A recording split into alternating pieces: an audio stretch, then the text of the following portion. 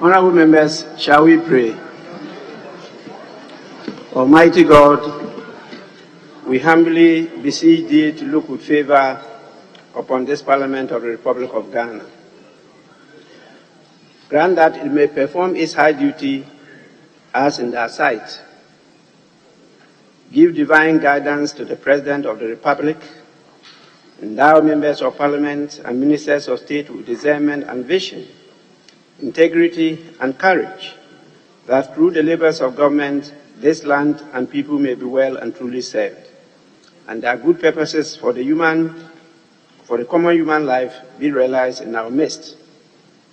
O God, grant us a vision of our country, fair as it might be, a country of righteousness, where none shall wrong his neighbor, a country of plenty, where evil and poverty shall be done away with, a country of brotherhood, where all success shall be founded on service, and honor shall be given to the deserving, a country of peace, where government shall rest on the will of the people and the love for the common good.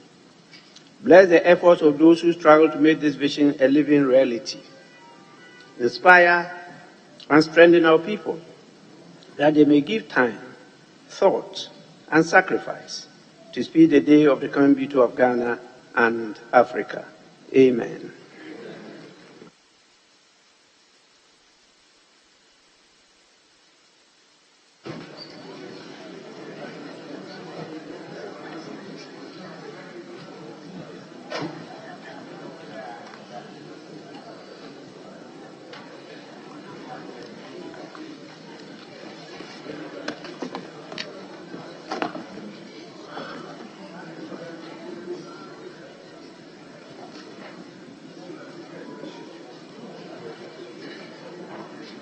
Honorable members, we take item 4, correction of votes and proceedings and official reports.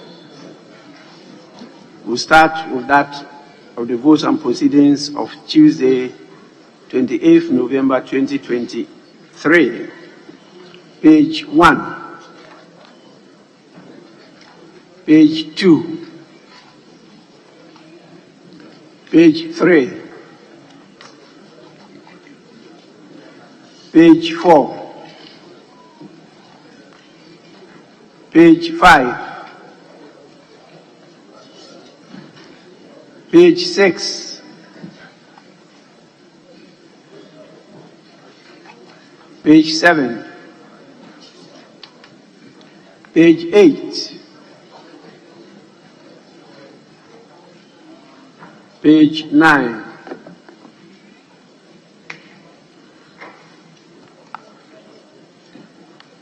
page 10,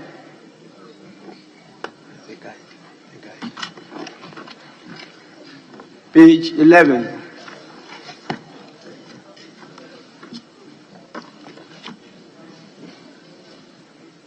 page 12,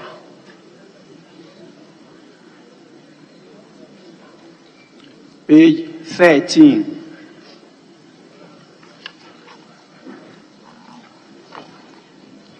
yes, please. Speaker, sorry to take you back to page 8. Page 8, item 24. The honorable member for Bushegu was in the chamber yesterday, but he has been marked absent. Thank you, Speaker. Table office, kindly take note. Page 13.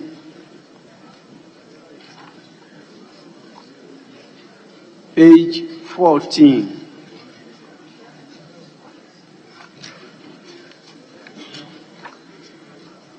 Page 15.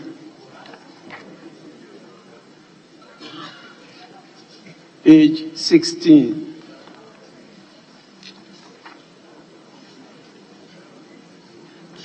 Page 17.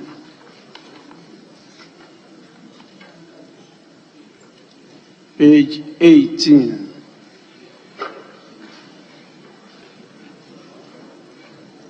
Page 19, page 20,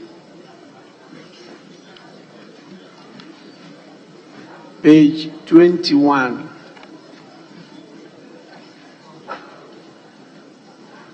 page 22,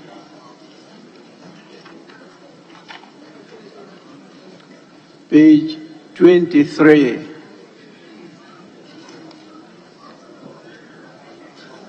page 24,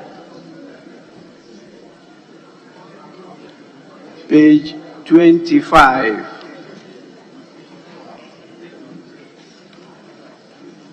page 26,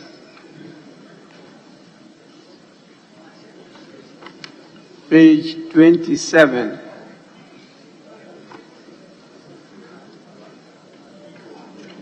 page 28,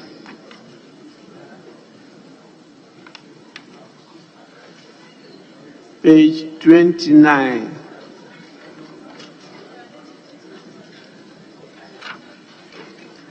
page 30, page 31,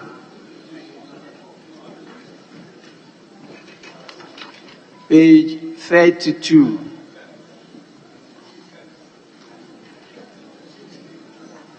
page 33,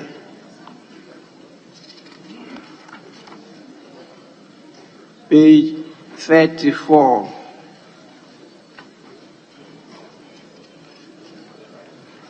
page 35,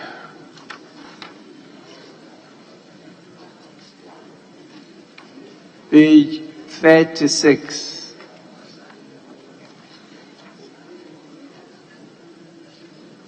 page 37,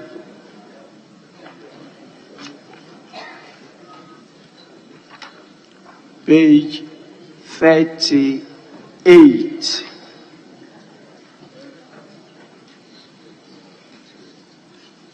yes, page 38. Speaker, thank you very much. Speaker, I would wish if we could reword item 1 on page 38, Committee of Selection. Speaker, it reads, the committee met on Tuesday, 28th November 2023 at 6 p.m. and considered the recomposition of the membership of some selected committees of the House. Even though it doesn't do a lot of harm, because the House have already adopted standing committee and select committees, this may mislead someone reading. So if we could just take the selected out and just leave it as membership of some committees of the House.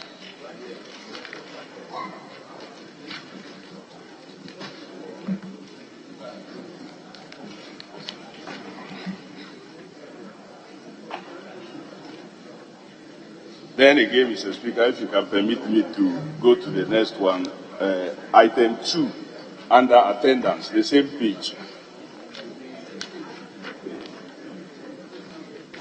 Page 38, I'm dealing with page 38. Item 2, attendance. I see there Mrs. Lydia Seyram Al-Hassan. For consistency, Speaker, if you look at item page 2, number 44, it says Al-Hassan Lydia Seyram. If we are dealing with the same person, then there should be consistency. So if that can also be corrected. Thank you.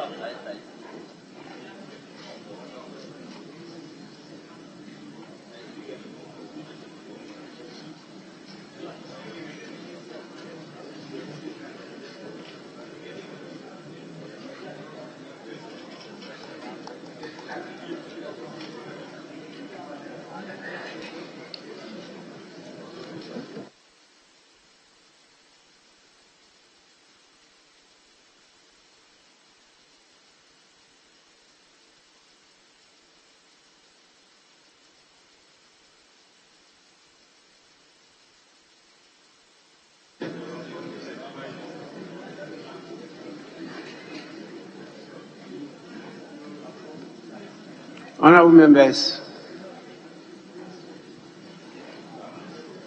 I don't have the report of the Committee on Selection here. I don't know whether the recomposition was in respect of only selection committee, that is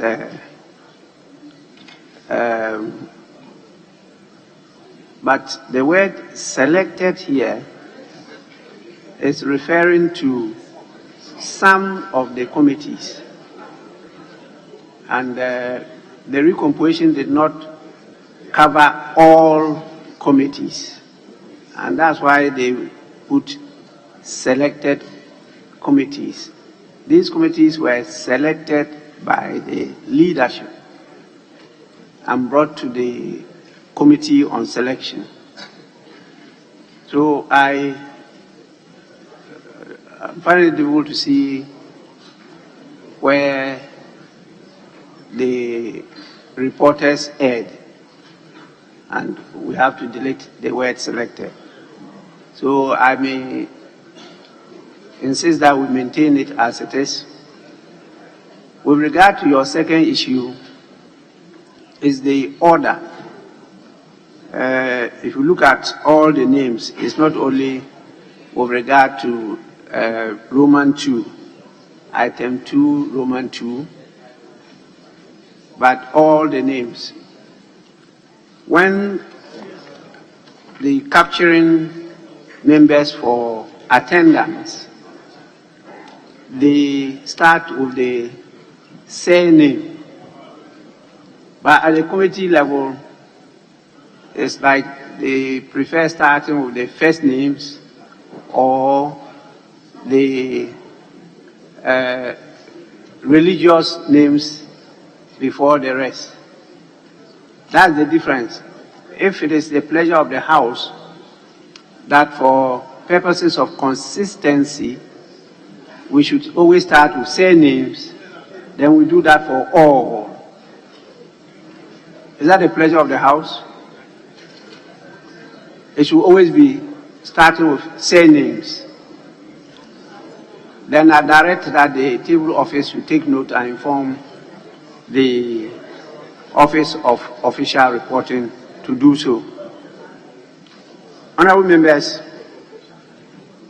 in the absence of any further corrections, the votes and proceedings of the 20th sitting dated Tuesday, 28th November 2023 are adopted as a true record of proceedings.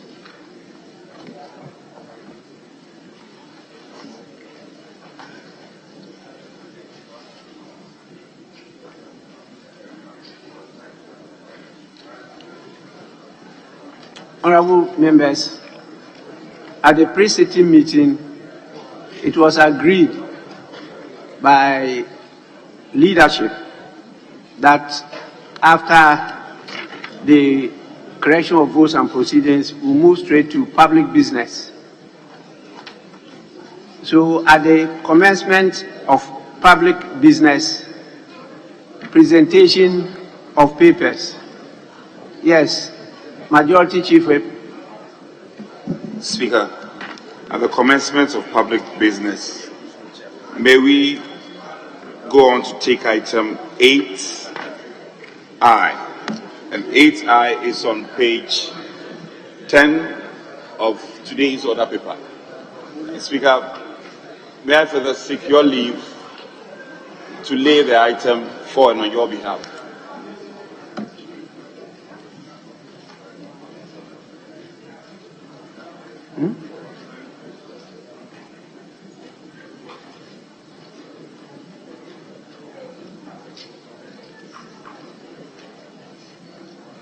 Honorable members, item 8I at page 10 of the order paper by the chairman of the committee. This is the Committee of Selection. I happen to be the chair and I'm presiding, so I'm unable to do the laying. And so I'll call on the Majority Chief Whip to do that for and on my behalf.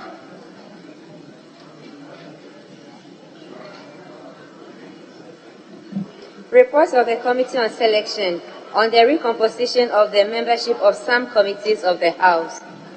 Honorable members, the report is laid accordingly and is for distribution to all members of Parliament.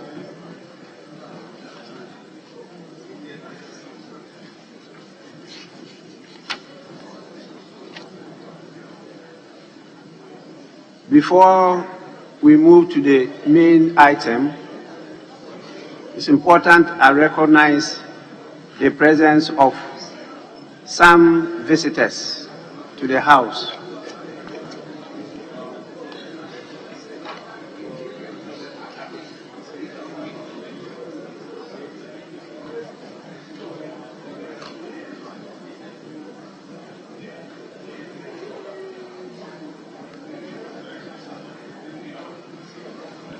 We have students from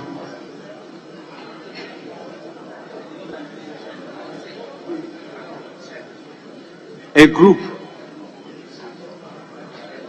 The name of the group is Youth Impact Parliament.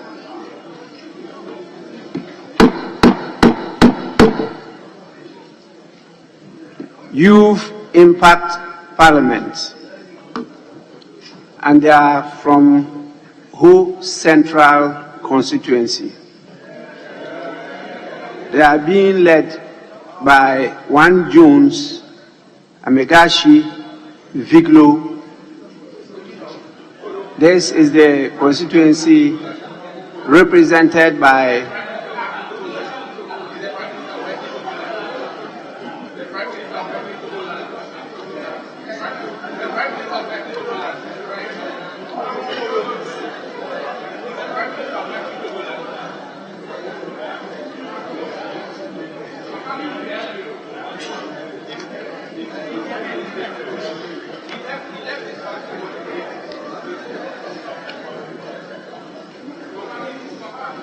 Honorable members, that constituency is being represented by a senior member of this House, Honorable Benjamin Komla Hudu.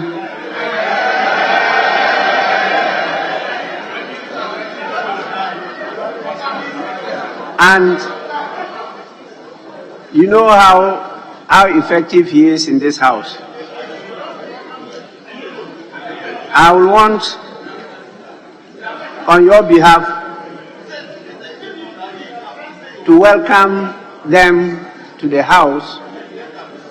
That's a very important group. The name alone shows that it's a very important group. Youth Impact Parliament.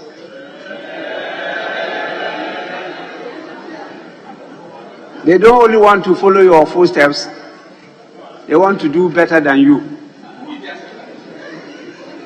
Well, if you want, they can show you their speaker. Yes, the speaker has identified himself. And so, we wish you all the best. You are warmly welcome. And please take time to observe what is happening here so that you go and improve it in your settings. You are warmly welcome. You may resume your seats. So we'll move to the main item. Debate on the motion to be concluded today.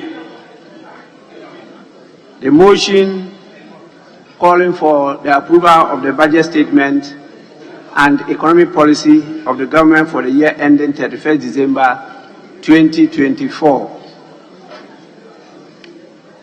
The agreement is that today we will take the leaders, the minority leader and the majority leader, and then the concluding words of the Minister of Finance. Each leader is to take 1 hour. The minister will take 10 minutes. The minister will take 10 minutes.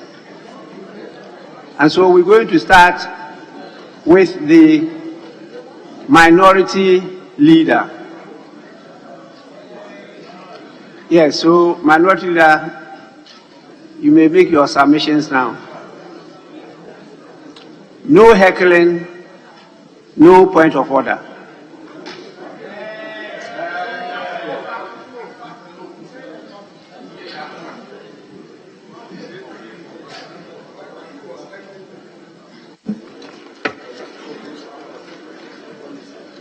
Right Honorable Speaker, I'm grateful for the opportunity to debate the motion for the adoption of the 2024 budget and economic policy of government. So, Speaker, this is indeed the bye-bye budget of a group of people who promised to move the economy from taxation to production, and yet ended up inflicting taxes, and more taxation on the people of Ghana. This budget is uninspiring, cruel, insensitive, and completely out of touch with the realities of the people of Ghana. This government promised the people of Ghana heaven, and yet they have delivered hell. This government was high on promise and very low on delivery. Mr. Speaker, never in the history of this Fourth Republic was a government so hyped up with massive goodwill and huge fiscal space, in fact, enough to transform the country, as the government of President Nana Addo Dankwa Akufo-Addo and Dr. Bawumia. Yet, this government and the MPP has gone down as the worst government in the history of Ghana. Mr. Speaker, clearly, they pulled a wool over the eyes of the people of Ghana by marketing themselves as the solution to our problems. In opposition, this government, they held lectures and fixed all the problems of Ghana on paper. Dr. Bawumia addressed the lecture on restoring the value of the city, at which lecture he pontificated and restored the value of the city. Mr. Speaker, but today, here we are, 7 years on, President Akufo-Addo and Vice President Alhaji Bawumia have run Ghana's economy aground. In fact, they have collapsed Ghanaian economy. So, Speaker, this government has failed. Their record is indeed abysmal. They inherited, Mr. Speaker, debt to GDP of 55.6%. Today, in fact, as of December 2022, Ghana's debt as a percentage to GDP, according to the IMF, was 103% plus. So, Speaker, we will end the year 2023 with debt to GDP in excess of 90%. Mr. Speaker, at the time we left office in 2016, unfortunately, Mr. Speaker, at the time we left office in the year 2016, if you are to share Ghana's debt to every single Ghanaian citizen, every Ghanaian was owing 4,813 Ghana cedis. That is what, Mr. Speaker, we used to call it public debt per capita. Mr. Speaker, as we speak, if you are to share Ghana's debt to every Ghanaian, including the one born today, every Ghanaian owes 18,181 Ghana cedis. Mr. Speaker, inflation at the time we're leaving office was 15.4, and that is what they inherited. Mr. Speaker, as of December 2022, Ghana's inflation has moved to hyper levels at 54.1. Mr. Speaker, as we speak, our inflation is in excess of 35%. Food inflation, as inherited by this government, was 8.7%. The Speaker, today, as of September 2023, Ghana's food inflation, according to Ghana's Statistical Service, is 49.3%. The Speaker, unemployment was 8.4%. Today, as of September 2023, unemployment is 13.9%. Youth unemployment was 21.2%. It has jumped, Mr. Speaker, for a period of 7 years, it has jumped to 32.8%. Lending rate, Mr. Speaker, at the time was 28.1%. Today, you will struggle to get a loan from any commercial bank at the rate of 36.6%. TB rate, Treasury bill rate, 182 days Treasury bill rate. As of 2016, by the time this government took office in January 2017, Mr. Speaker, was 182 days. Today, Mr. Speaker, as at 13th November 2023, Treasury bill rate, 182 Treasury bill rate is now 31.9%. Mr. Speaker, that is how bad the situation is. Mr. Speaker, numbers don't lie. Numbers don't lie. The government has failed big time. Their performance has not worth the hype, the goodwill, as well as the resources entrusted in their care over the last 7 years. Right, Honorable Speaker, the economy is broken. The exchange rate is broken. In fact, it has broken jail. The lending rates are broken, Mr. Speaker. Business confidence is broken. Inflation is broken. And sadly, Mr. Speaker, families are broken because breadwinners can no longer afford to put food on the table. Right, Honorable Speaker, this is what the Ghana Union of Traders, GUTA, had to say about the budget that was just presented. Quote, "We were consulted and we gave our input, and we thought that they were going to be considered because we made very meaningful input, but our demands were not met, especially those of us in the trading community." Unquote. So, Speaker, you recall in 2017, this same finance minister told this House that they were removing the so-called nuisance taxes. That was indeed a hoax. Today, we are witnessing the epidemic of nuisance taxes, new taxes and more taxes. So, Speaker, this government has introduced about 50 new taxes since 2017. 50 new taxes since 2017, despite the promise to shift the economy from taxation to production. So, Speaker, notwithstanding the over 50 taxes imposed since 2017, this 2024 budget is introducing additional taxes worth 11 billion Ghana cedis. So, Speaker, these taxes are burdensome, in fact, regressive, insensitive, and counterproductive, especially as the incidence of these taxes will be on the already suffocating Ghanaian. The NDC minority, therefore, at this time, cannot support these new taxes for the following reasons. So, Speaker, we cannot support these new taxes because the poverty level in the country is just too high. The additional taxes will erode the disposable income of families and worsen their standard of living. Already, Mr. Speaker, the United Nations Development Program, the UNDP, says 25% of the population in Ghana have been pushed into extreme poverty, according to the UNDP. This means that more than 8 million Ghanaians have been pushed into extreme poverty under this government. Mr. Speaker, an additional tax will worsen the extreme poverty in our dear country, and that is why we in the NDC cannot support these new taxes. We can also support these new taxes because they will put an extra burden on businesses. Already, businesses are collapsing because of the high cost of doing business. Again, even private toilet operators have announced that they will now charge 2 Ghana cedis per use from 1st December 2023 as a result of high cost of doing business. Right, Honorable Speaker, many people have lost their jobs and livelihood.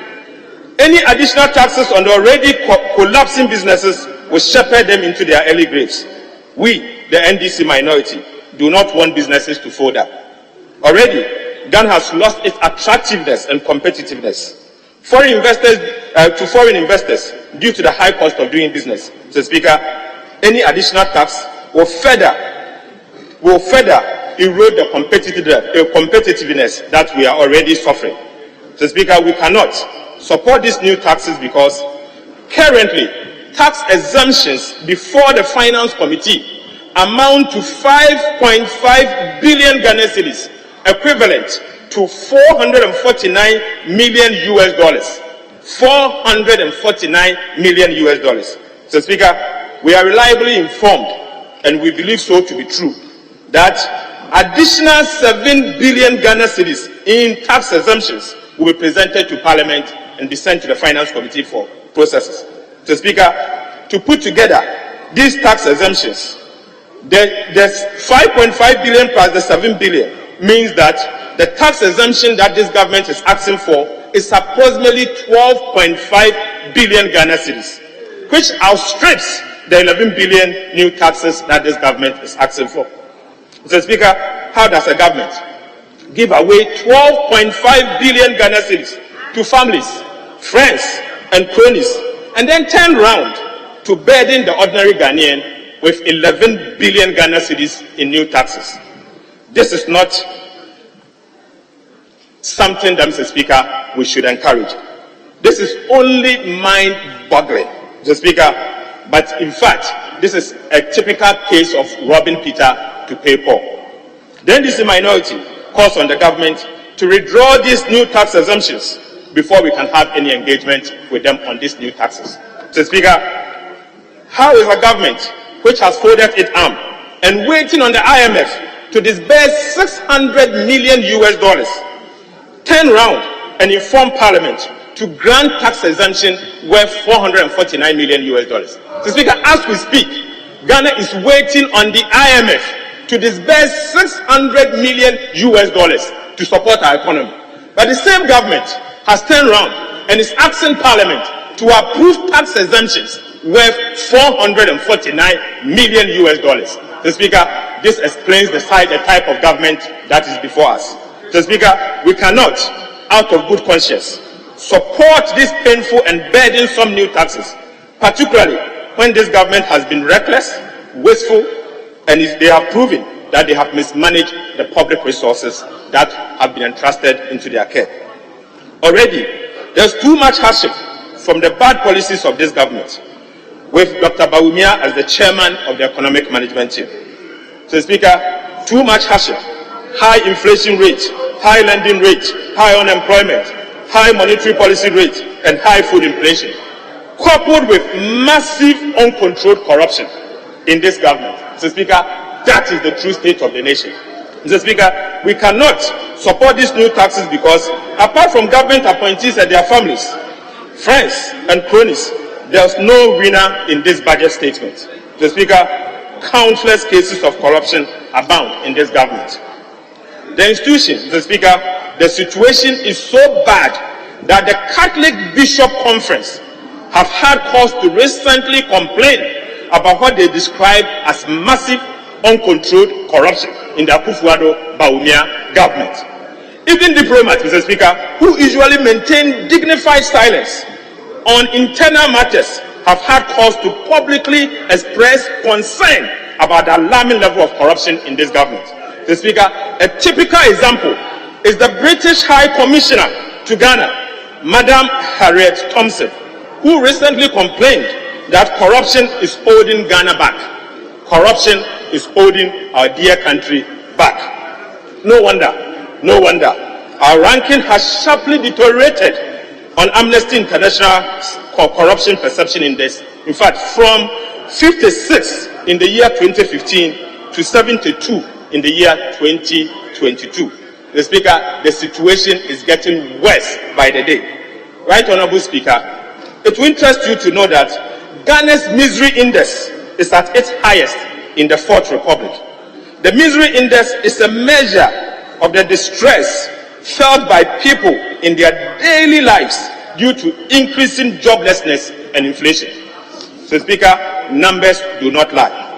Ghana's misery index score in 2016 was 23.5. Sadly, in 2023, on the watch of President Nana Akufo-Addo and Mr. Strategist, the Vice President, Ghana's misery index has spiked to 47.7, the highest in the Fourth Republic. So, Speaker, the kind of ahochire we are seeing today has never been witnessed in the life of this Fourth Republic. This represents over 100% spike in misery or ahochire since 2016. So, Speaker, so the truth is, if we had complained 2016 that there was ahochire, the situation is 100% more than what we saw in the year 2016. This is the highest level of misery index. So, Speaker, the higher the value of misery index, the worse the economy is, or the higher the suffering of the citizens.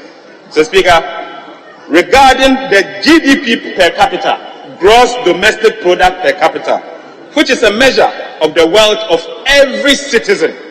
Ghana and Ivory Coast were almost at par in the year 2016. In fact, Ghana's GDP per capita was $1,982 per Ghanaian, and Ivory Coast per capita, GDP per capita was $1,989. Right, Honorable Speaker, this simply means that an average Ivorian was as rich as an average Ghanaian back in the year 2016. But the situation is different in the year 2023. Ivory Coast increased its GDP per capita from $2,728, whilst Ghana recorded only $2,309. Mr. Speaker, this is the situation. This also means that President Akufo-Addo and Dr. Bawumia, in fact, what they have done is that under their watch, an average Ivorian is now richer than the average Ghanaian. In fact, every single Ivorian, including the baby born today, is richer by approximately $420 richer than the average Ghanaian. That is the true situation. That was not the case in the year 2016. So, Speaker, unfortunately, Ghana is retrogressing. Ghana is retrogressing. Right, Honorable Speaker. The cost of living has also deteriorated significantly due to the depreciation of the value of the cedi and the high level of inflation that we have seen in recent years. Mr. Speaker, according to the recent World Bank report on food security that was updated and released on the 13th of November 2023, Ghana is fit on the list of top 10 countries in the world with the highest food inflation. Mr. Speaker, that is the reality. If you are to compare the World Bank report that was released on the 13th of November 2023, Ghana is among the first 10 top countries with the highest food inflation in the world. Mr. Speaker, Ghanaians are suffering. Ghanaians are suffering because of mismanagement. Yet this government claimed to have invested billions of Ghana cedis on its so-called flagship programs, planting for food and job. Alas, they were planting for inflation and unemployment. Mr. Speaker, Ghana's debt has become highly unsustainable, and investors, including pensioners, were left with no option other than to suffer a haircut. In fact, a crude haircut. Ghana is sinking in debt, excessive debt, unwarranted debt, astronomical debt, and unexplained debt. We have defaulted in the payment of our external debt. We have refused to pay. We have neglected to pay. We have failed to pay our debt obligation. And in fact, Mr. Speaker, the government of Ghana has lost the ability to pay our debt. At the end of the year 2002, debt to GDP was over 103%. Today, we are being told that our debt is nearly $600 million. Mr. Speaker, this $600 billion Ghana cedis excludes interest of all our external debt that we have accrued and have refused to pay since 2022. But Mr. Speaker, I've taken note that the minister responsible for finance, who is supposed to be here, is not here. And none of his deputies, Mr. Speaker, is here to listen to me whilst I debate this budget. Mr. Speaker, it is important that someone here alert them so they take steps to listen to us and take, Mr. Speaker, notes and accordingly respond to some of the issues that we are raising. Mr. Speaker, the issues I'm raising here are very serious issues, and it's important that the minister responsible for finance appears before here and then, Mr. Speaker, he can listen to me and respond to them. Mr. Speaker, the truth is that this 600 million Ghana cedis that the minister responsible for finance has reported to us excludes the interest on all our external obligations that we have accrued to date. Mr. Speaker, it also excludes the ESLA bond, Sino-Hydro loan, Dachi bond, and many more undisclosed debts. Mr. Speaker, this government has started what they did and crashed this economy once again. They are still not disclosing the debt that they are supposed to disclose. Mr. Speaker, unfortunately, if this House fails to act, no one in this country will act. And so we should act. And the minister responsible for finance, in concluding his debate, his statement, must answer to this. Why he has excluded all of this from the debt accounting that is before us. Mr. Speaker, we owe the Chinese 1.9 billion Ghana cedis, and we have refused to pay. Mr. Speaker, Mr. Speaker, let me take this again. We owe the Chinese government $1.9 billion and we have refused to pay. Mr. Speaker, we owe the parish club and other bilateral lenders $3 billion and we have refused to pay. We also owe multilateral lenders, World Bank, Africa Development Bank, Asia Bank, Afri-Exim, $8 billion and we have failed to pay. Mr. Speaker, we owe Eurobond holders and commercial lenders about $16 billion and we have refused to pay. Mr. Speaker, we have refused to pay both the interest and principal of all our external debt obligations. In fact, the relative stability of the Ghana cedi to the US dollar is largely because we have refused to pay our external debt obligations.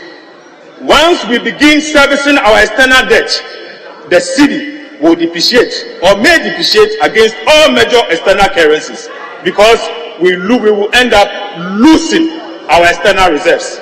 Mr. Speaker, it will interest you to know. Mr. Speaker, this is a very important point. Mr. Speaker, it will interest you to know that there is a deadlock in the negotiation between Ghana and the International Creditors Committee, ICC, made up of China and Parish Club. As we speak, there is a deadlock. Mr. Speaker, there is a major disagreement on the cut-off point regarding the external debt that must be included in the debt restructuring and what must be excluded in the debt restructuring. Mr. Speaker, I do not need to sound the alarm bells that at this point, Ghana is between the rock and a hard place. Ghana is between the rock and a hard place. Ghana will need to decide either to accept the cut-off date as proposed by the International Creditors Committee and get the IMF board to approve the $600 million second tranche or refuse to accept it. The consequences for accepting the International Creditors Committee's cut-off point will mean that there will be more debt that we will have to include, that we will have to exclude from the debt restructure. Hence, immediately, provisions must be made in this budget for the servicing of this debt. Yet, Mr. Speaker, this budget before us did not make any provision to service those debts. Mr. Speaker, that is a big problem. Mr. Speaker, so this budget is dead on arrival. Is dead on arrival in the sense that as soon as that decision is made, Mr. Speaker, everything else will change. The moment we begin to service our debt, in fact, the external debt, everything in this budget will change. Our deficit will change. Our fiscal space will change. Our economic growth will certainly change. Our inflation target will change. The lending rate we are seeing at 36% plus will change. Mr. Speaker, most of our macroeconomic indicators will change. Mr. Speaker, this explains why the Honorable Kweku Rekithagan described this budget as an economic garbage, a dysfunctional and distorted budget. Mr. Speaker, he's right. He's so right that this budget is completely dysfunctional and a garbage, and there's the need for us to look at it once again. Right, Honorable Speaker, this government has successfully collapsed almost all state-owned enterprises and institutions. Successfully collapsed all state-owned enterprises. Cocobot recorded a loss in 2017 of 395 million, a loss of 78.2 million in 2018, another loss of 320 million in 2019, a loss of 426 million in 2020, and a shocking loss of 2.4 billion in 2021. The Speaker, they have projected to incur another loss in the year 2022 and 2023. Mr. Speaker, this is the reality. Cocobot has been making losses since 2017 under this government. Right, Honorable Speaker? Under the MPP administration, Cocoa Board has not made one cedi profit under MPP government.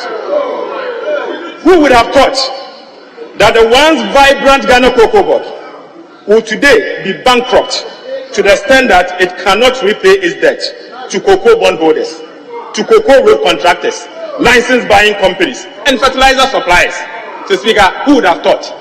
Today, Cocoa Board is on its knees.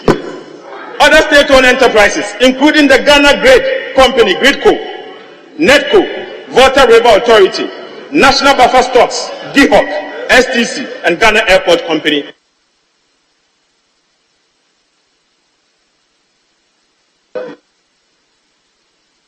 The Speaker,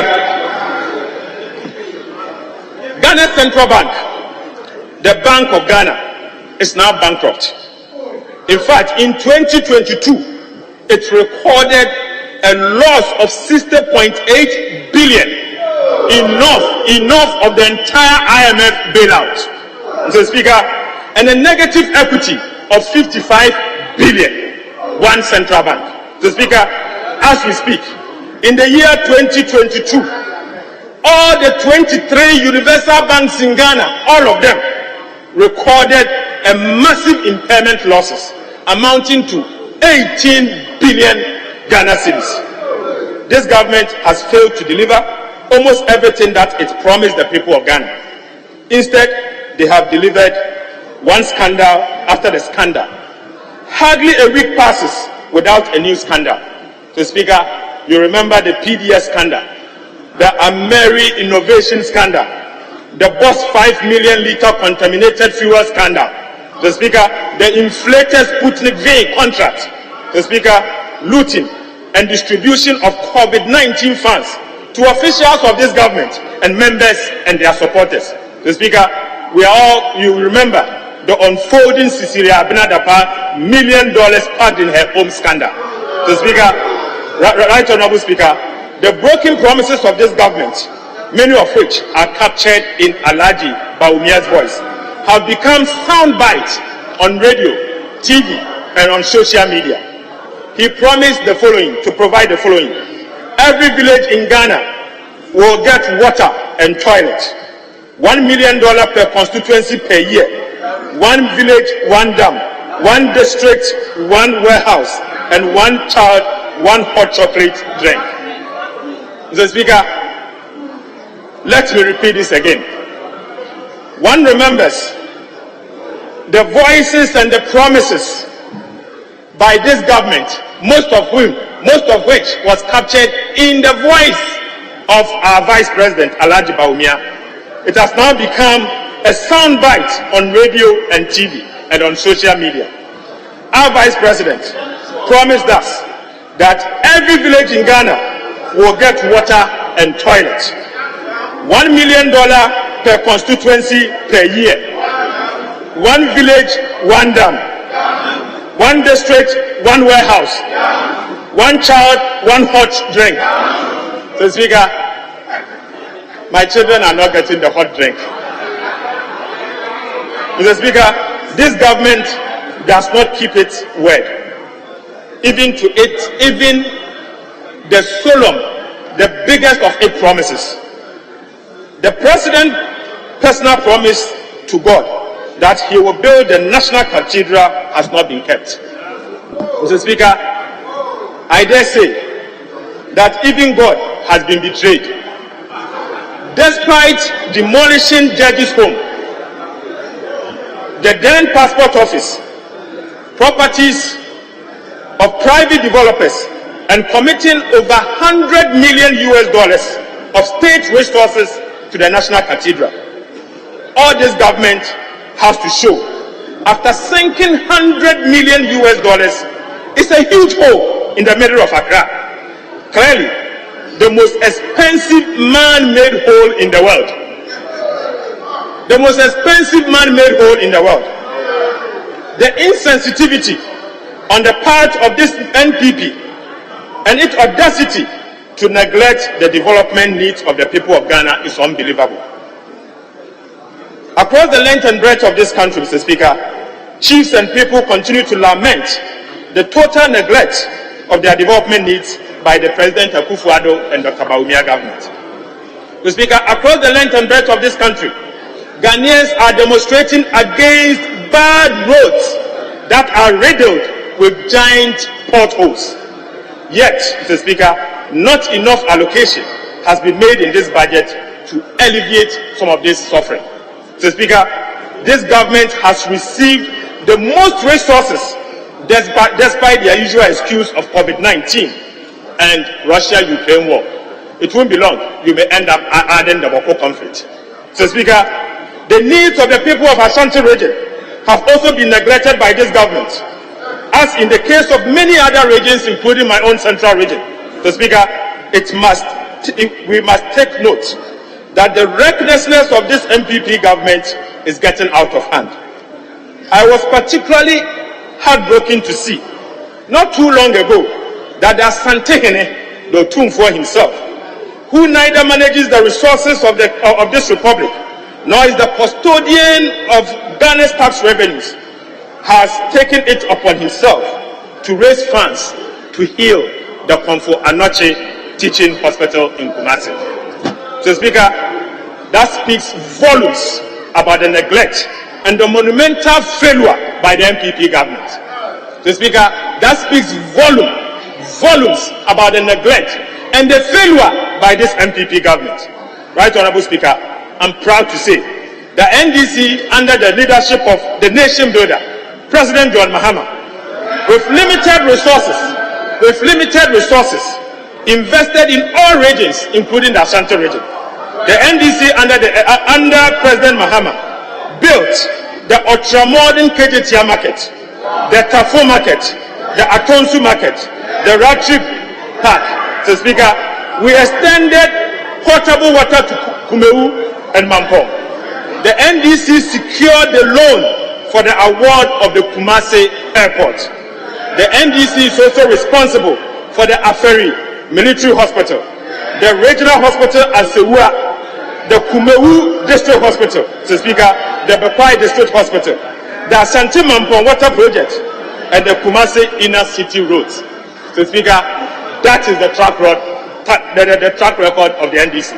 Right, Honorable Speaker. Right, Honorable Speaker. Lately, I have observed a trend in this House. The MPP members of this House easily get agitated when one mentions the name of Dr. Mahmoud Bawumia, the chairman of the Economic Management Team. I do not understand why, Mr. Speaker, MPP MPs do not want to be reminded of the claims by Dr. Mahmoud Bawumia during their days in opposition, his failure at the job, and the resultant economic mess we are in today. Mr. Speaker, but it is an undeniable fact that Dr. Bawumia chairs the Economic Management Team. It is also a fact that every major economic decision of this government from 2017 till date has happened with his full knowledge, supervision, and approval. So, Speaker, that is a fact. Dr. Bawumia is the person who has supervised the mess in the economy, including the collapse of most of our state-owned enterprises. Over the last 7 years, right, Honorable Speaker, every single budget statement or media review has been presented to Parliament with his prior approval of the Vice President, the Chairman of the Economic Management Team. In fact, he reviews the policies at the meeting of the Economic Management Team and takes them to Cabinet with the Finance Minister, Ken Oforiatta. So, Speaker, Dr. Bawumia is therefore fully responsible for the suffering and the misery that unfortunately Ghana is going through. So, Speaker, that is a fact. That is a fact. So, Speaker, let me make this point again. Dr. Bawumia is therefore fully responsible for the suffering and the misery that unfortunately the people of Ghana is going through today. And that is a fact. So, Speaker, we clearly recall President Akufo-Addo, saying that he has no knowledge on economic issues. So he has nominated Dr. Bawumia, his economic messiah, to partner him. Mr. Speaker, we recall. And the videos are there to bear us out. And the president said that, Mr. Speaker, the president further claimed that Dr. Bawumia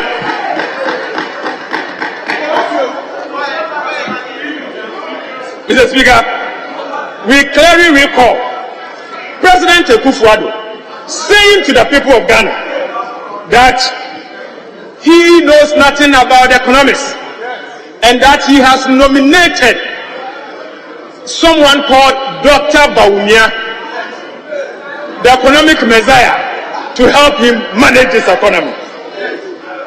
We recall, Mr. Speaker, the president further claimed that Dr. Bawumia was going to help him resolve the challenges in this economy. Today, here we are. We are right to blame the economic mess on Dr. Alhaji Bawumia. That is a fact. President Akufo-Addo, Mr. Speaker, and his poster boy for economic management, Dr. Bawumia, has run the Ghanaian economy aground and mismanaged our livelihoods. Mr. Speaker, that is the reality. The president cut short recently. Mr. Speaker, today, the economic messiah, Dr. Mahmoud Bawumia, avoid talking about economics, avoid talking about the economy because of the mess he has helped in creating within the economy. His favorite subject now is digitalization. So, Speaker, he has run away from economic discourse. Today, they call him IT champion, computer guru. He has run away from the economy. You cannot run away from the economy, Mr. Computer Guru. Come back and let's debate the economy. So, Speaker, as the then Vice President, His Excellency Kwesi Emisata predicted, the time will soon come for Dr. Bawumia to answer his own 170 questions. The time is now. The time is now. Alhaji, I beseech you in the name of Allah, the most gracious, the most merciful, please answer the 170 questions now. So, Speaker, Alhaji, should be upon you. Answer the questions now. Right Honorable Speaker, finally, Mr. Speaker, which of these pledges has the Akufo-Addo Bawumia government kept? Mr. Speaker, I want to ask, which of the following pledges has the President and his Vice President fulfilled, Mr. Speaker, and I will list them. I shall protect the public purse. I am too old to steal Ghana's money. I am not corrupt and will never be corrupt. I will fight corruption with Anna's principle. Yet Isikaso na comedy here. Mr. Speaker, we don't need to borrow money to build roads. Just call the various sections of the road and we will get money to build our roads. I can develop Ghana without borrowing. The money is here. I will transform Ghana in 18 months. I will not operate a family and friends government. I will make Kole Lagoon and Odo River a tourist site. I will give each constituency $1 million per year. I will arrest the US dollars. I will make fuel price hike a thing of the past. I will make Accra the cleanest city in Africa. NPP will build 350 new secondary schools. Every region will get one special secondary school in a Zongo community. We will never go to IMF. We are a proud nation. Try me too and see. Mr. Speaker, we are now seeing pepper. We are now seeing pepper. Mr. Speaker, the NPP government has failed. We, the NDC minority, are vehemently opposed to the imposition of additional taxes at this time.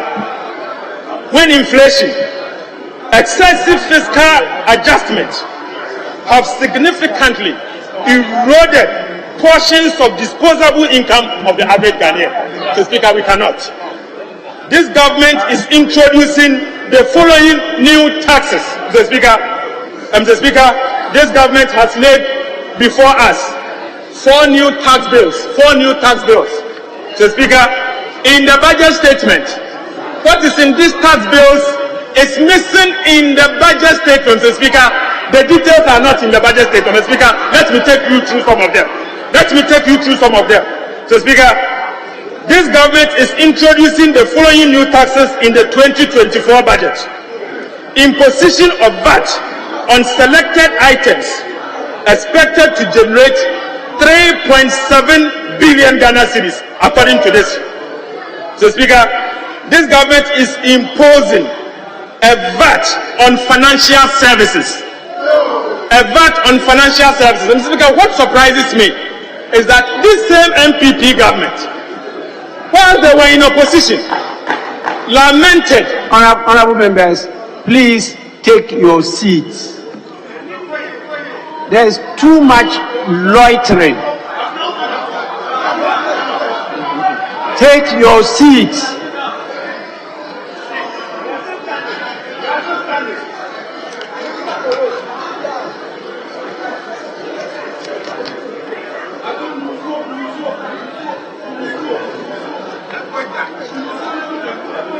Honorable members,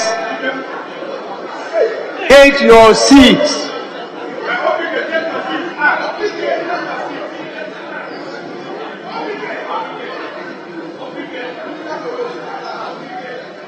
Honorable members, for the last time, take your seats.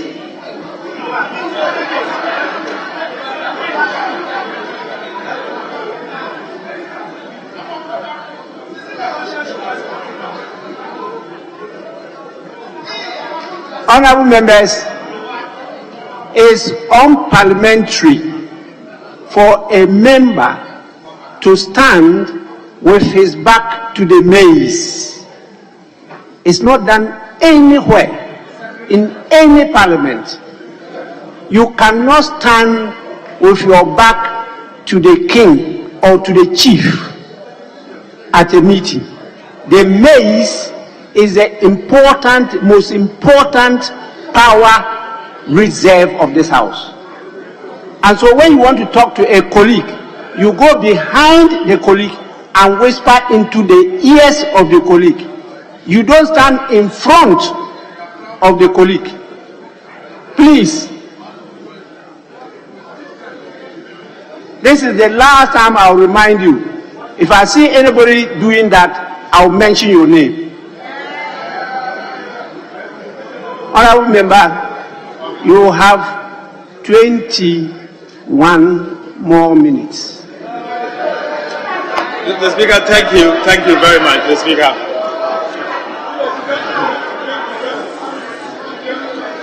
Mr. Speaker, we, the NDC minority, are vehemently opposed to the imposition of the additional taxes at this time.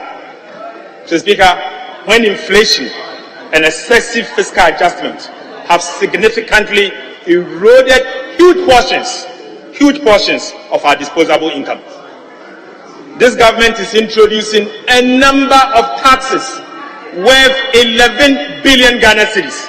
So, Speaker, and I will take you through portions of these tax measures as introduced in these bills before us. So, Speaker, as is in these bills. So, Speaker, but sadly, Mr. Speaker, it will interest you to note that if you are to read this budget statement, what is captured in this bill is not exactly what is here.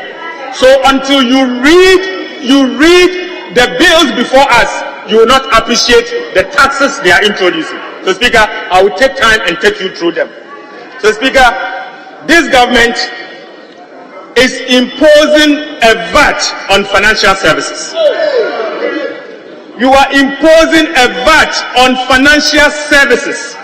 Mr. Speaker, let me remind colleagues that this is the same NPP that in opposition announced to the people of Ghana that when given the opportunity, they will remove VAT on financial services. So, Speaker, they removed same in the first 100 days. Today, the VAT on financial services is back. The VAT on financial services is back. So, Speaker, They are also introducing a VAT on rare estate. 5% VAT on rare estate, Mr. Speaker, and they are saying that is VAT on rare estate, 5% on the sale of commercial premises by a real estate company. Mr. Speaker, this is what is here. This is what is here. Right, Honorable Speaker. Right, Honorable Speaker. Let it be stated here that it is for a good reason that successive government exempted certain goods and services from the payment of VAT. Sadly, this government is introducing VAT on the following items: textbooks, exercise books, newspapers, publications, architectural plans and similar plans, scientific and technical works, magazines, periodicals, trade catalog, price list, calendars, stationery. So, Speaker, I'm not the one saying it. This is here. This is here, Mr. Speaker. Mr. Speaker, they are also intending to introduce VAT. So, Speaker, this is critical. It is important members hear this. Some of you are hearing this for the first time, and that's why you are digital. So, Speaker, they will also be introducing VAT on domestic transportation of goods by road, rail, and water.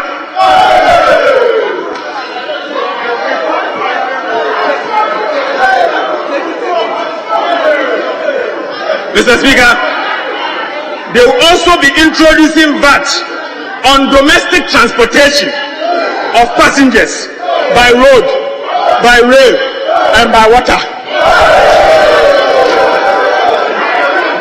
Mr. Speaker, I'm not the one saying it. It's in the document.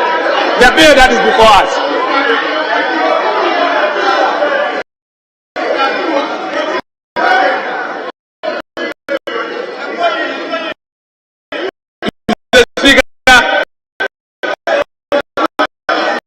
In the coming days, as a tax policy expert, I'll analyze these taxes and bring a statement before you. The impact and the incidence on these taxes on the ordinary Ghanaian. So, Speaker, there are a number of taxes. What we have here is the stamp duty AMI 23 that was laid last Friday. So, Speaker, it's a new tax. And they are increasing the rate.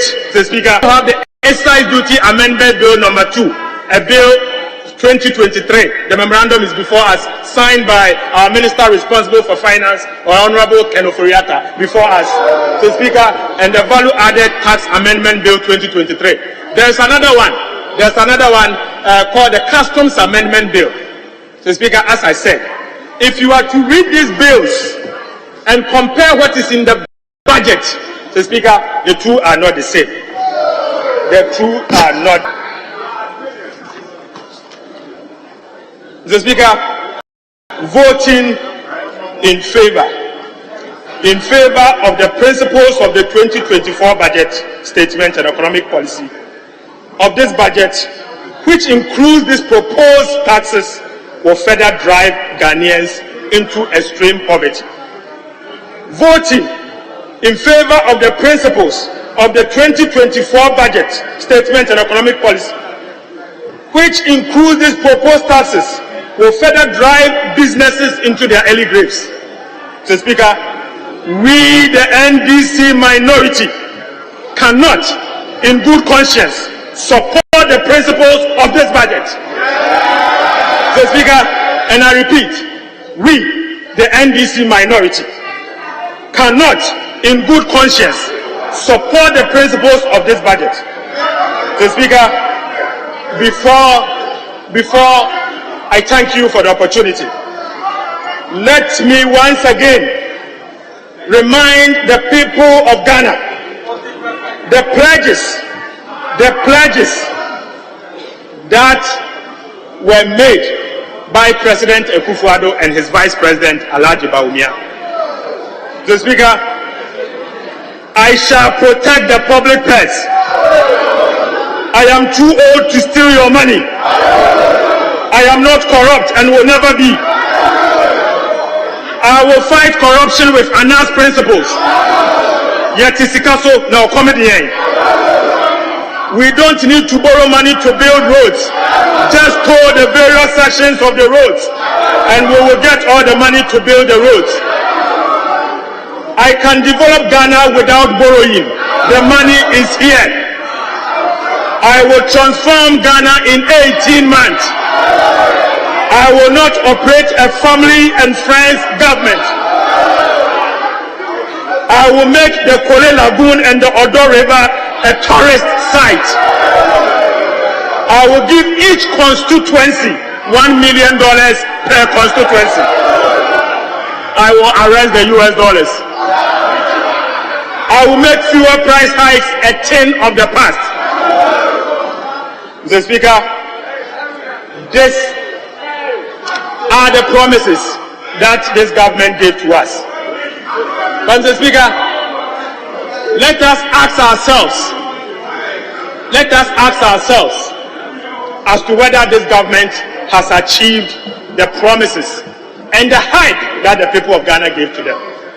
Right, Honorable Speaker, Ghana is in trouble. Our dear country is in big trouble. Mr. Speaker, we are in trouble as a result of economic mismanagement. Mr. Speaker, we have a lot to do. We have a lot to do. Mr. Speaker. Honorable members, please, your Queen mothers have just arrived and they are taking their seats. The Queen mothers of the nation have just arrived and they are taking their seats.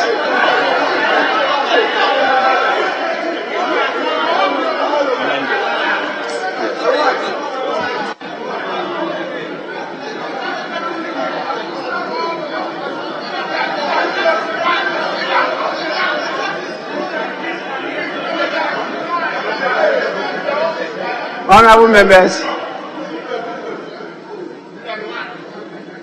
I'm just drawing your attention to the fact that we need to be more disciplined than we were because our Queen mothers are present. Please, let's give them the due respect, conduct ourselves well as leaders, and let's debate the budget with all civility. It's a very good instrument of development that we are debating, and at the end of the day, the decision will be taken by this House. Honorable Minority Leader, you are left with less than 12 minutes. Mr. Speaker, I'm concluding. Mr. Speaker, let me also add my voice to welcome the Queen Mothers and to assure them that they should not lose hope, because hope is coming. Hope is coming. Mr. Speaker, the country is in serious crisis. Our debt situation is getting out of hand. Ghana is in a debt trap. This budget pronounced the debt that this country owes. So, Speaker, this debt excludes the ESLA bond, the Dache bond, the Sino-Hydro loan. So, Speaker, this is the same thing we did years ago and brought us where we are. So, Speaker, when I was speaking earlier, the minister responsible for finance wasn't here.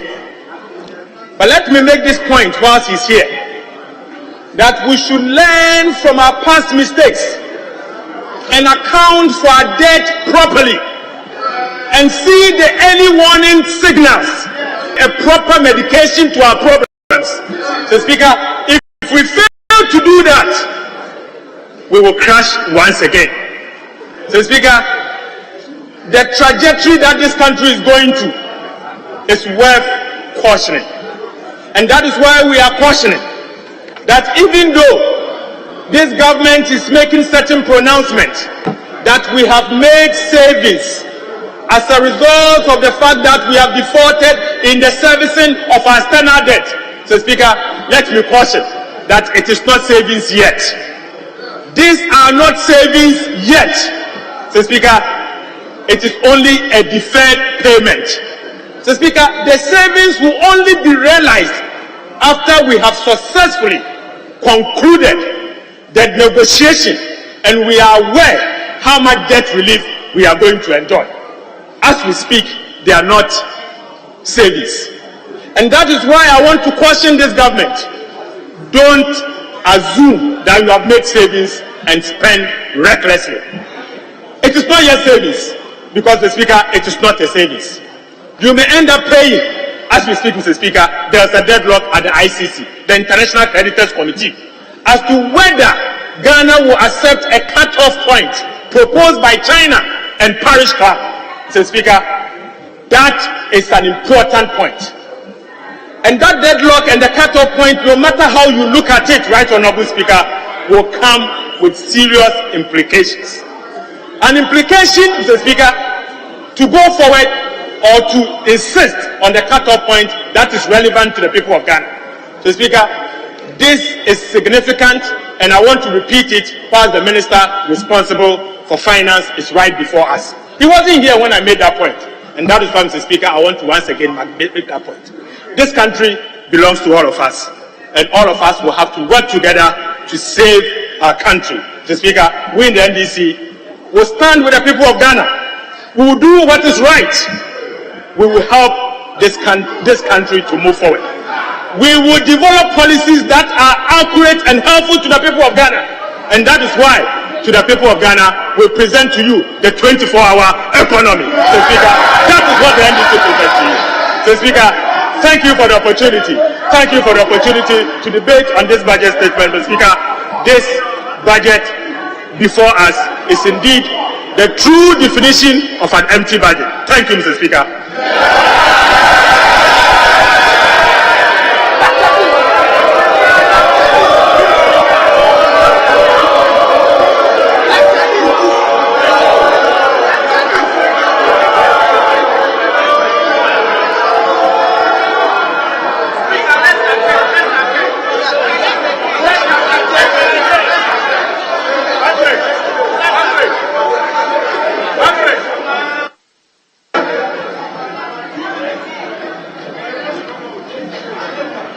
Honourable members,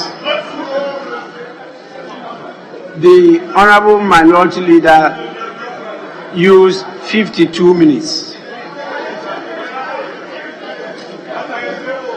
I will want us to lay a few papers before we take 5 minutes suspension.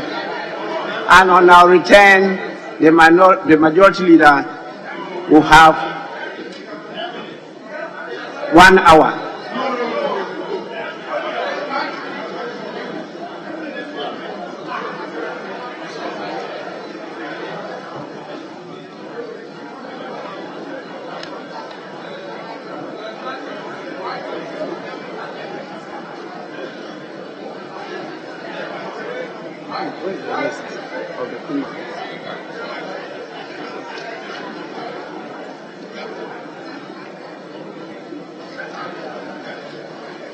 Honourable members, we move on to Order Paper Addendum 2. Order Paper Addendum 2, we have presentation of papers, a number of reports from the Committee on Subsidiary Legislation. The chairman has confirmed that all the reports are ready, so I'll give him the opportunity to present to the House the reports. By the chairman of the committee, from Roman 1 to Roman 6.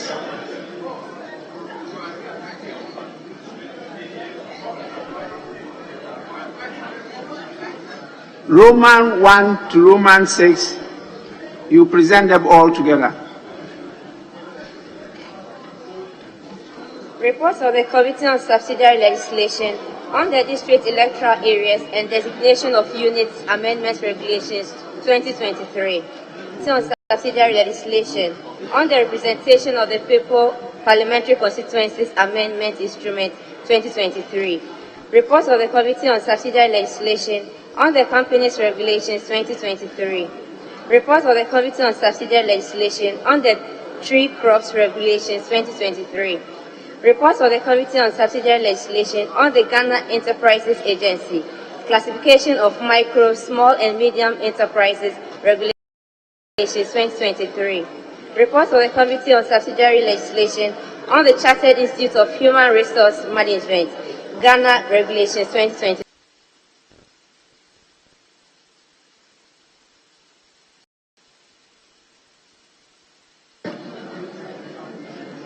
Honorable members, the reports of the Committee on Subsidiary Legislation as captured on the Order Paper Addendum 2, Roman 1 to Roman 6 are all for distribution to all members of Parliament.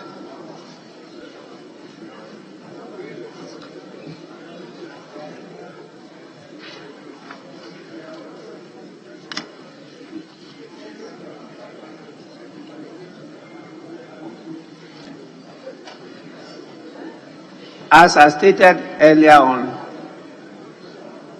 we have the honor of the visit of our Queen Mothers. They are here in their numbers from all the 16 regions of Ghana.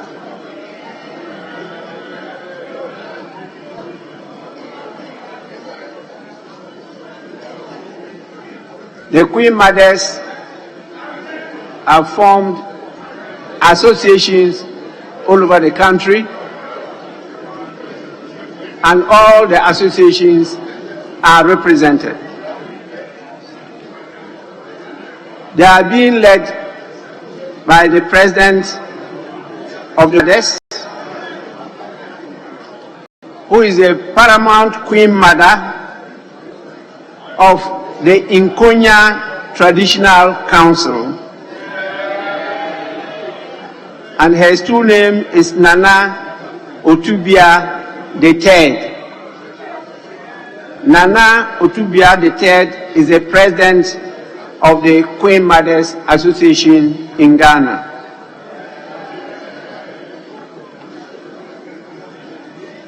On your behalf, I want to welcome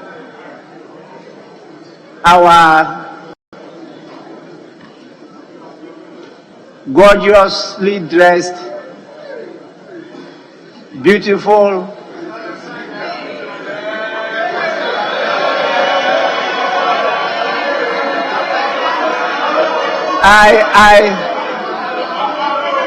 I cannot afford than to admire them. And it really gladdens my heart that they found time to visit us on such a very important occasion, the day that we are concluding the debate on the national budget. On behalf of all the members of Parliament, the staff and the institution of Parliament, I warmly welcome you to your Parliament, your House, and be assured that what you are seeing today is how we do our business in the House. We debate, we disagree, we take decisions, but we don't fight.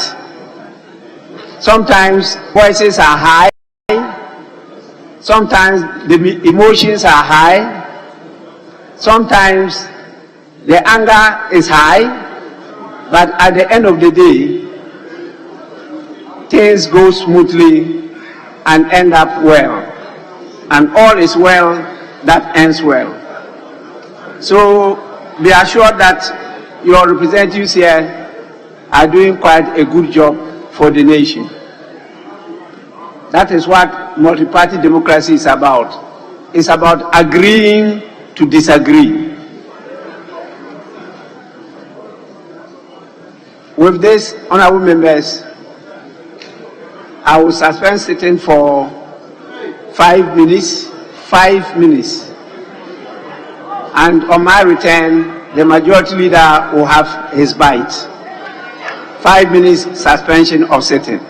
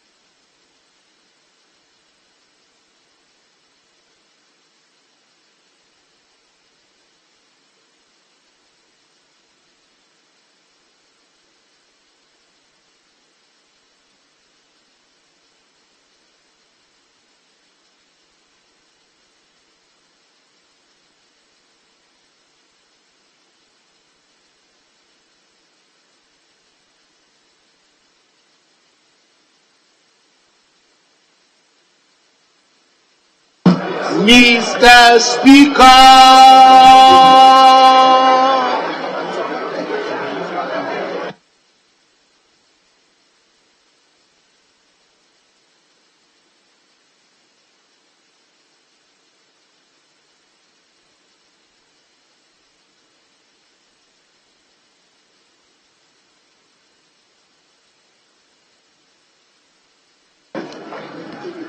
Honorable members, please resume your seats.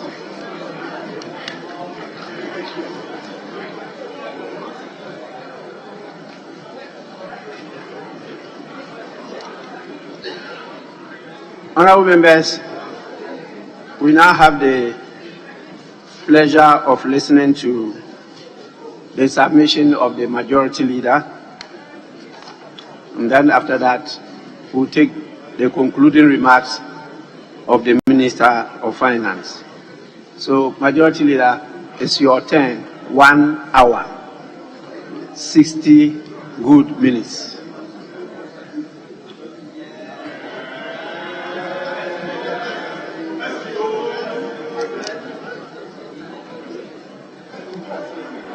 Mr. Speaker,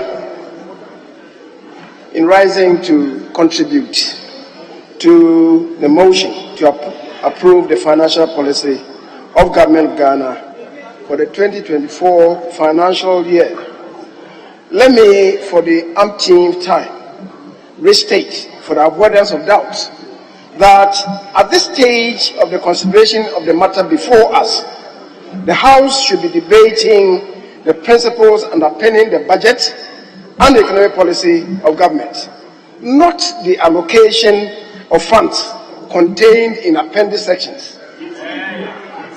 Mr. Speaker, at this stage, just as is done at the second reading of a bill, we are discussing the principles and policy underpinning the budget. But, Mr. Speaker, before I take a dive into the substantive matter, it is important to quickly respond to the ranking member of finance who last year spent considerable time lambasting the captain of the England national football team, the Three Lions, Maguire, insisting that he is a no-gooder and equating the performance of the finance minister of the Republic, Honorable Ken Oforiatta, to Maguire. At the time, Mr. Speaker, I questioned the vision. I questioned the vision and the competence of the Honorable Adongo in football matters. Mr. Speaker, 12 months down the lane, the Honorable Adongo has eaten humble pie on his unsavory comments about Maguire and apologized profusely to Maguire. What he has not done is to apologize to Mr. Ken Oforiatta for the marked improvement in the economy since then. I hope that by next year at this time, he will be sincere to himself and to his conscience. He will be eating humble pie on Ken Oforiatta, the finance minister. But, Mr. Speaker, we have also heard the former president talk about a so-called 24-hour economy. For a person who has been accused of not having introduced any social policy, the hurry to announce a 24-hour economy is significant. To all intents and purposes, Mr. Speaker, he wants to be remembered for increasing employment overnight. I've heard some spurious justifications from some colleagues in this House on this matter. Mr. Speaker, if you have a 24-hour economy, as is being done at the hospitals, you engage the required number of people to engage in 8-hour work shifts. That means that you need 3 work shifts or a minimum of at least 2 work shifts. The government of Ghana is the largest employer in the formal economy. Mr. Speaker, the public service workforce now is about 700,000. This number multiplied by 3 will take the number of employees in the public sector to 2.1 million. Can the national affairs take care of 2.1 million workers? Or even if it will involve 2 shifts, can the nation afford to have 1.4 million people on its payroll. Mr. Speaker, if we like to have 2 shifts, it means we would have to provide sufficient incentives to ensure that people remain in their schedules for 12 hours per day instead of the regular 8-hour schedule. Can the nation afford this? Already, there are many people in government employment whose schedules are not sufficiently loaded, which causes many workers to idle about and not contribute much to productivity. They cause the national purse. It is this phenomenon that compelled President Kufuor when he said, in Ghana, many people, I'm quoting him, in Ghana, many people pretend to be working and government also pretends to be paying them, unquote. Please and please, Excellency John Dramani Mahama, do not resort to empty promises. Don't start with superficially pleasant but manifestly empty promises. The nation does not need this unnecessary intervention, which will end up as a wastage of our limited funds.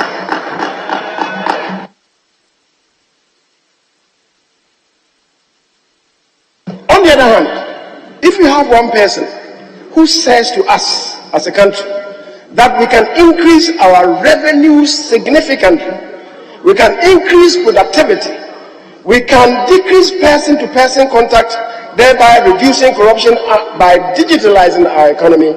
Mr. Speaker, the difference between the 2 people, the one with a vision and the one with an impaired vision, is clear. Mr. Speaker, only this year, thanks to digitalization, the GRA stands to rake in additional 8 billion. Not by increasing work shifts, not by a 24-hour economy. Mr. Speaker, these are fundamental and rudimental. And we thought that somebody who has been at the helm of affairs as a vice president and a president at least acknowledge this, not to overly saddle the economy. Mr. Speaker, so which of these 2 gentlemen possesses ideas to revamp, re-engineer, re-rev up our economy? The answer is obvious. Alhaji Dr. Mahmoud Bawumia. The other person is just a dreamer. Former President John Dramani Mahama remains a dreamer who has just woken up and appears is only sleep talking. The 24-hour economy that is announced is just sheer sleep talking. Mr. Speaker, in 2008, a better Ghana agenda was promised. All the subsequent budgets that the NDC-led government presented resonated with the then better Ghana agenda. After 7 continuous years, when the results were not showing anything positive, the government changed its monotone to changing lives and transforming the economy. The reality for most Ghanaians in 2016 was that many young graduates were unable to find jobs. People were not able to pay school fees for their wards. People were not able to pay hospital fees. Businesses were collapsing and the economy had been rendered deformed, not transformed, and indeed had become comatose. Mr. Speaker, the theme for the 2024 budget statement and economic policy is, quote, perceiving growth and development within a stable macroeconomic environment, unquote.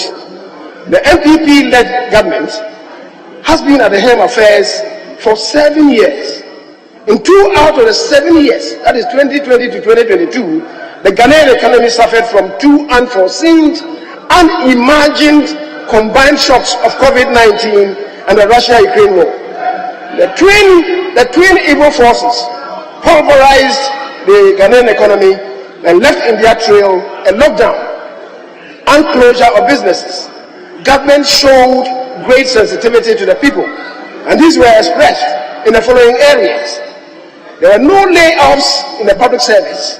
Salaries were dutifully paid for 1 year, even at the zenith of the pandemic. Free water and electricity for the entire population, especially for lifeline consumers.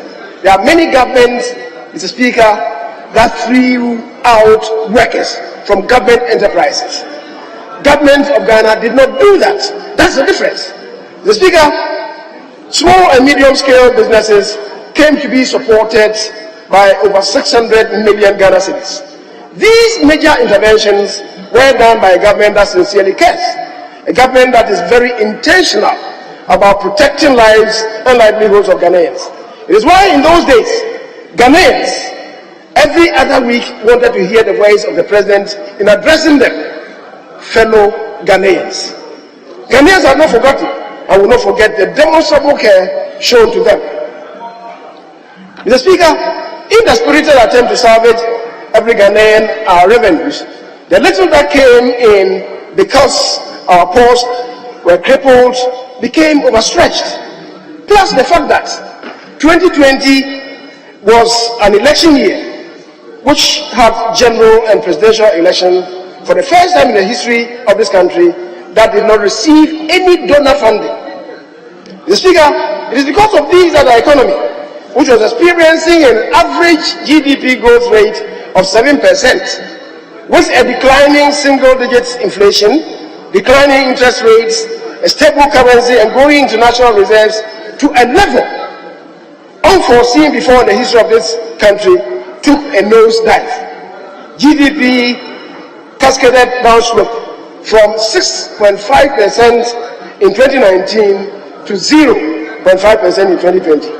Inflation, we must admit, skyrocketed to 54.1% in December 2022. The currency depreciated by 59.3% over the past 2 years up to 2022. The banking industry marked time, and international credit agencies discredited our economy.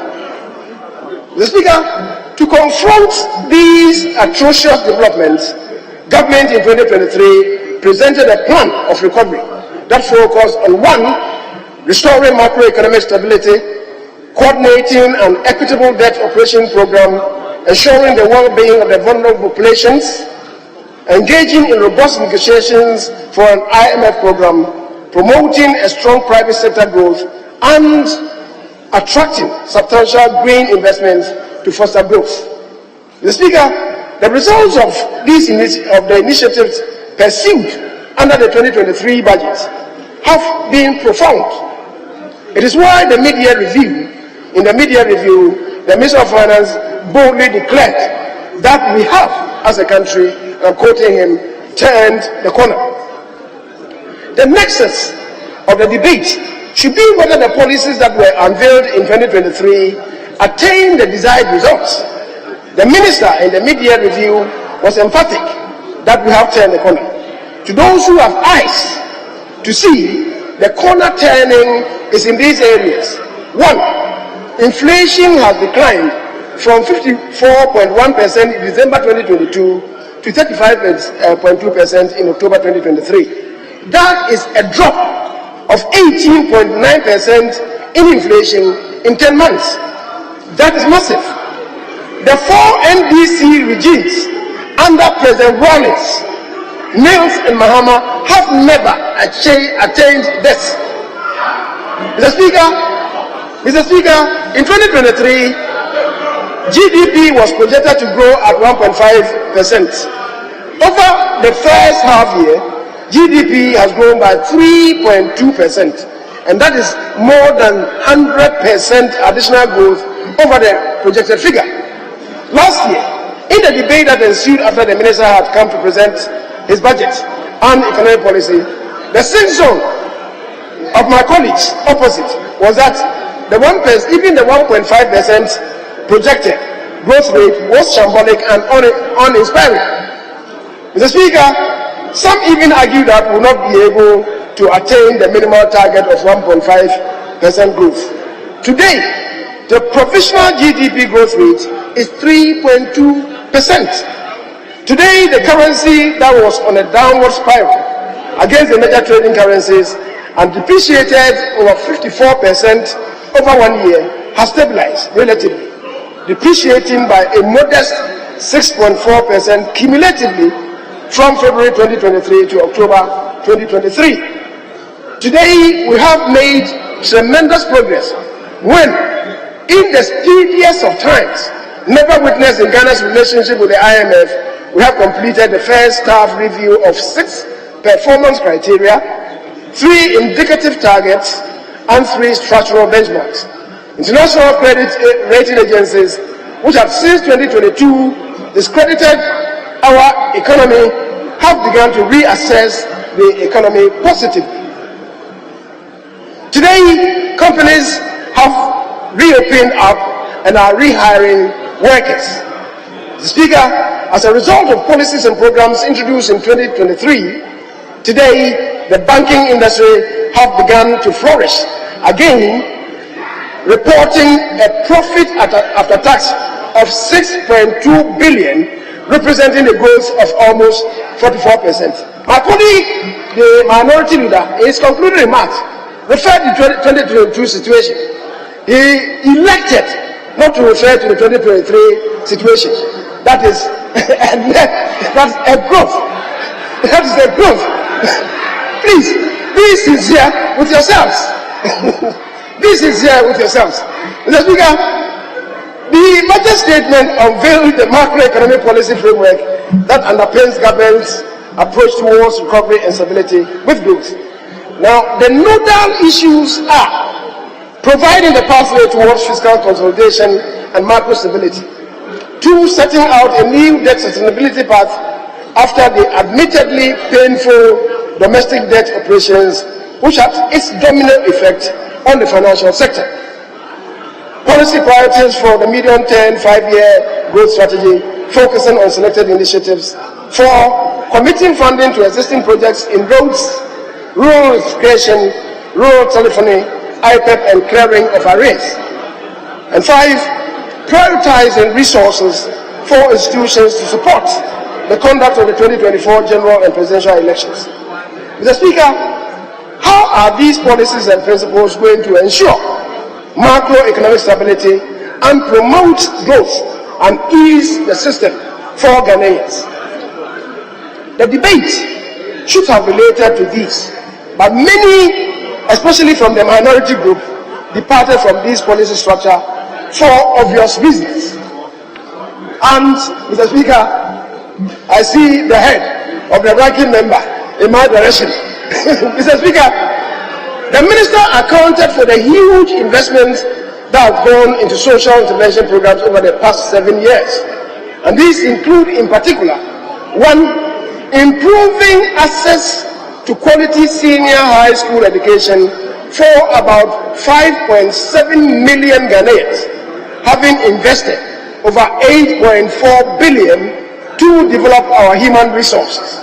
No government has done this in the 66-year history of this country.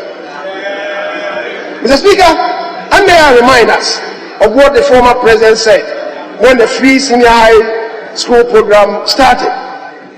As was expected, there were teething problems.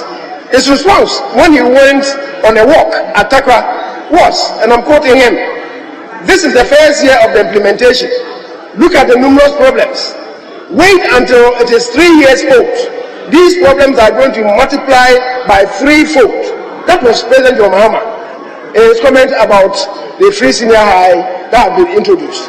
Today, this free senior high program is progressing, and the former president has changed his tune.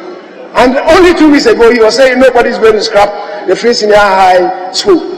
The children are coming back, the chicken are coming back home to roost. Mr. Speaker, we have increased enrollments and learning outcomes by 3.5 million people by investing 3.6 billion in school feeding programs, improving and expanding health service delivery by reforming the National Health Insurance Scheme to cover 16 million Ghanaians. For Ashanti region, Eastern region, and 2 other regions, capitation in health insurance was introduced by President John Dramani Mahama. These 4 regions where the capitation grant was introduced will never forget the injustice done them by John Dramani Mahama. The Speaker has been supporting foundation education over to cover 6 million people by providing capitation grants of over 248 million Ghanaian cedis. Once a time in the educational history of this country, when schools had no chalks and parents were charged to buy chalks for teachers to teach their words, Ghanaians will never forget this. The Speaker, have been improving the quality of life of over 350,000 Ghanaian households under LEAP by investing 1.2 billion Ghana cedis. In capacitating the private sector, governments have, over the past 7 years, invested 32.7 billion to keep the lights on, to support human development and support the growth of businesses. We have also invested 25.3 billion to reposition the financial sector. We supported 100,000 young graduates to secure workplace experience by investing 2.4 billion in NAPCO. The Speaker, we have invested 541 million Ghana cedis in 161 1D, 1F facilities to add value to local produces and make our products competitive internationally while strengthening our currency and also providing over 140,000 jobs. We have created over 2.3 million jobs in both private and public sector over the past 7 years.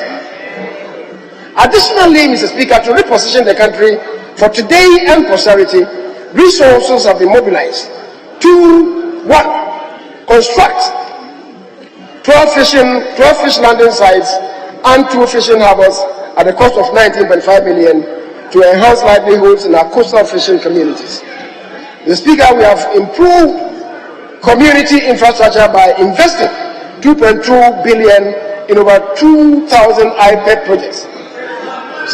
Mr. Speaker, we have expanded rail network, especially on the Eastern Corridor, to promote trade. And we have improved road network by investing over 16 billion to expand road network from the 78,000 kilometers at the end of 2016 to over 105,000 kilometers, an increase of over 27,000 kilometers, which represents 35% expansion of the road network over the past 7 years. The NDC increased the road network from 69,000 kilometers to 78,000 kilometers. That was something, but it was only an increase of 9,000 kilometers, representing an expansion of 13% of the network size at the time. We have increased by 35%. Mr. Speaker, it is abundantly clear that government's economic policies over the past 7 years have yielded positive results, and that but for the disruptions occasioned by the COVID-19 and the Russia-Ukraine war, economic growth in Ghana will have been monumental. Mr. Speaker, to respond more aggressively and to overcome the domestic vulnerabilities that ensued from COVID-19 pandemic and the Russia-Ukraine war, and which exposed the economy to high cost of living, unsustainable debt burden, fiscal stress, dwindling international reserves, rising interest rates, low growth and exchange rate vulnerabilities, government has developed homegrown post-COVID-19 program for economic growth. That is the PCPEG. The program hinges on 6 policy priorities. 1, restoring fiscal and debt sustainability, deep and wide-ranging structural reforms, stable inflation and exchange rate, promoting financial stability, entrepreneurship, growth and job creation, that is encouraging private investment, diversifying the economy through targeted reforms, and protecting the vulnerable and the poor by ensuring that nobody is left behind in the country's developmental agenda. Are these policies sufficient to reposition the country?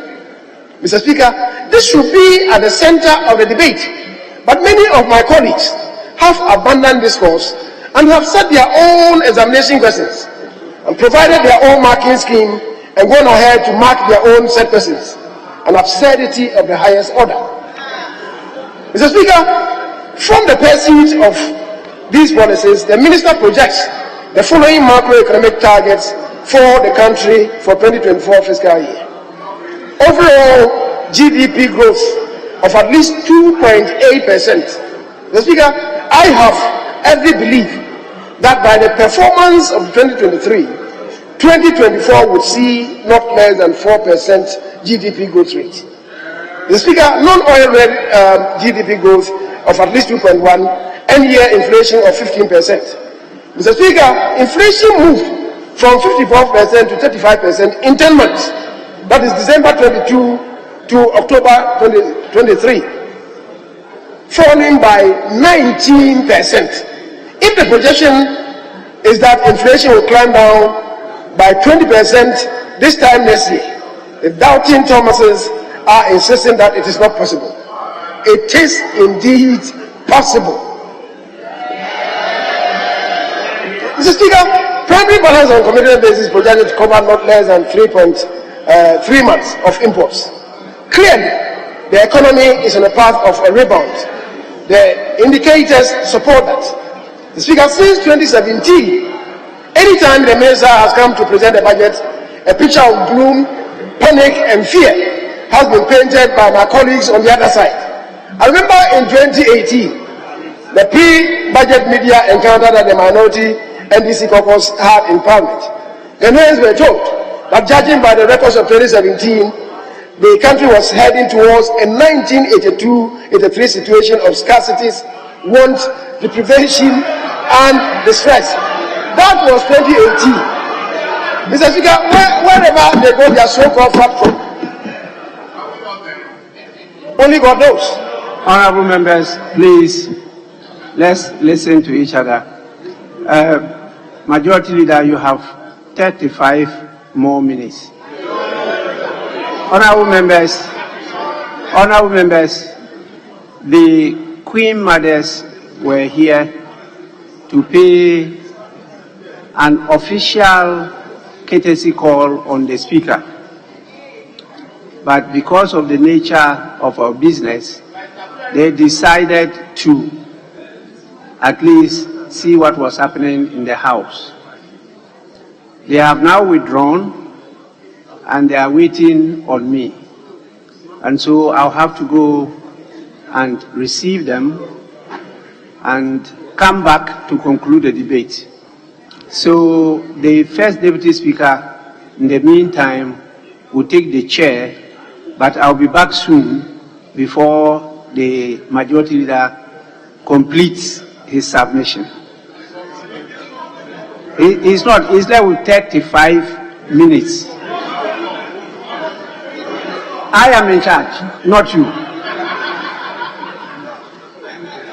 Yes, please, you may go on now. Mr. Speaker, so as the figures vividly proclaim, the NPP are certainly better managers of the economy in every respect. GDP growth inherited by the NPP under the leadership of President Kufuor was 3.7. In 2001, it grew at 4.2. In 2002, it grew at 4.5%, rising to 5.2% in 2003 and to 5.6% in 2004. The Speaker, it rose to 5.9% in 2005, 6.4% in 2006, 6.3% in 2007, and 8.4% in 2008, which was rebased to 9.1%. This indeed is steady growth, and it occurred without revenues from crude oil exports and in periods when the world was witnessing a huge economic crisis that had not been witnessed in several decades. Mr. Speaker, at President Kufuor's time, the size of Ghana's economy increased from $5.1 billion in 2000 to $28.5 billion in 2008, a 400% increase in the face of global economic and financial crisis in 2007-2008. Ghana was transformed from a low-income HIPIC economy to a lower middle-income economy on the frontiers of emerging market status. Mr. Speaker, the development agenda of government found expression in economic indicators. President Mahama told this nation that he was the luckiest vice president that the nation has seen. The president put him in charge of almost everything. We did not blame President Mahama as vice president when things were going wrong. And Mr. Speaker, one is amazed because of the fear of my colleagues on the other side of the Tabaumia. Anything they will lay the blame at the doorsteps of Vice President Dr. Mahmoud Bawumia. They are jittery. They are jittery at the mention of the name Dr. Mahmoud Bawumia. Mr. Speaker, the record that I've alluded to is a record of steady upward economic growth and it compares with the convulsive and generally declining growth rates under Ms. Mahama administration. Mr. Speaker, in 2009, when they inherited, GDP swung down from 9.1 in 2008 to 4.8, then to 7.9 in 2010 and 14% in 2011. Mr. Speaker, the 14% growth rate in 2011 was simply because that was the first time oil revenues were being added to the national revenue. It had nothing, absolutely nothing, to do with any new policies and programs of the Mills administration. The Speaker, for 2012, it swung down to 9.3, further to 2.9 in 2014. 2015 GDP growth was 2.1%, and 2016 it registered 3.4%. GDP growth, the worst GDP growth rate in over a decade, happened, and that's before COVID, happened under the NDC regime. Mr. Speaker, the Ms. Mahama administration lifted the size of the economy to 40 billion from 28.5 billion that they met in 2008. That represents 40.4% increase. But that is only 10% of what the MPP did under Kufuor, because Kufuor increased it by 400%. Mr. Speaker, compare the growth rates under the MPP with that of the NDC. Mr. Speaker, the last 3 years of the NDC with no COVID pandemic registered growth rates of 2.9% in 2014, 2.1% in 2015, and 3.4% in 2016. The average over the last 3 years of the NDC administration, superintended by the then President John Dramani Mahama, the last 3 years was 2.8%. Mr. Speaker, the growth rates when the NPP took over were 8.1%, 2017, 6.2, 2018, and 6.5, 2019. Mr. Speaker, the average for the 3 years of NPP before the global pandemic hit us was 7%, compared with the average of 2.8% under the NDC. This means NPP did 150% better in growing the economy than the NDC. Mr. Speaker, in 2020, COVID shattered our economy, and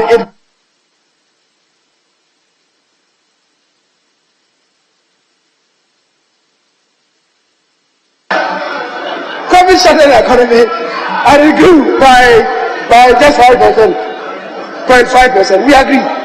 We are only able to keep our nose above water. But post-COVID, Mr. Speaker, post-COVID, we grew the economy by 5.1% in 2021. Post-COVID, 5.1% in 2021, 3.1% in 2022, and 3.2% in 2023, provisional. Mr. Speaker, post-COVID, we have grown the economy, even with the adverse impact of the Russia-Ukraine war, at an average over the past years of 3.8%. You have no COVID. You have no Russia-Ukraine war. Your last 3 years, your average growth rate was 2.8%. And you have no shame. You have no shame. Mr. Speaker, figures don't lie. So where are the credentials of the NDC when they talk about they talk as if they are migrating from Mars to shake the earth? Your track record in economic management is not good enough meat for the vultures of the sky. Mr. Speaker, under the NPP administration, under the NDC, 2.8 in the last 3 years, under NPP, 3.8 in the last 3 years. Mr. Speaker, I believe you remember the lyrics in the tune chant by Jimmy Cliff. It says to us, action speaks louder than words. Don't be deceived by fancy talkers. For a man can say, he'll roll your darkness away. But when it comes to doing or knowing, he'll disappoint you. That is the NDC. That is the NDC. They talk as if they are migrating from Mars. Mr. Speaker, the track record of the NDC in government betrays them as mere fancy talkers. Mr. Speaker, the NDC has been making fetish about the fact that MPP, upon assuming office, have not added any significant figures to the generating capacity of this country. The Honorable George Inapo used to make a meal of this in previous budgets. The Honorable Kofi Amabua, the current Deputy Minority Leader, has not missed any occasion to speak to this issue. Mr. Speaker, this year, the spokesperson on energy spent unproductive hours making the same argument. But what are the facts on the power generation, and where are we as a country? Mr. Speaker, during the era of the NDC, the power crisis that engulfed the country started in August 2012 and lasted till February 2018, lasting 4.5 years. There were two basic causes. One, the mismanagement of the impounded water at Akosombo and the lack of maintenance of the equipment at Akosombo, as well as lack of funds to procure crude oil for the thermal plants or even diesel plants for the diesel facilities that existed. Mr. Speaker, following the 1982-1985 power crisis, VRA came up with a research paper that defined the architecture of power generation beyond 1985. The 30 megawatt diesel power plants at Tema, which former President Kwame Nkrumah had procured in 1961, but which had been lying fallow, were rehabilitated. In January 1998, under President Rawlings, 220 megawatts Abuazi thermal power plant, Takrady 1 or T1, came on stream.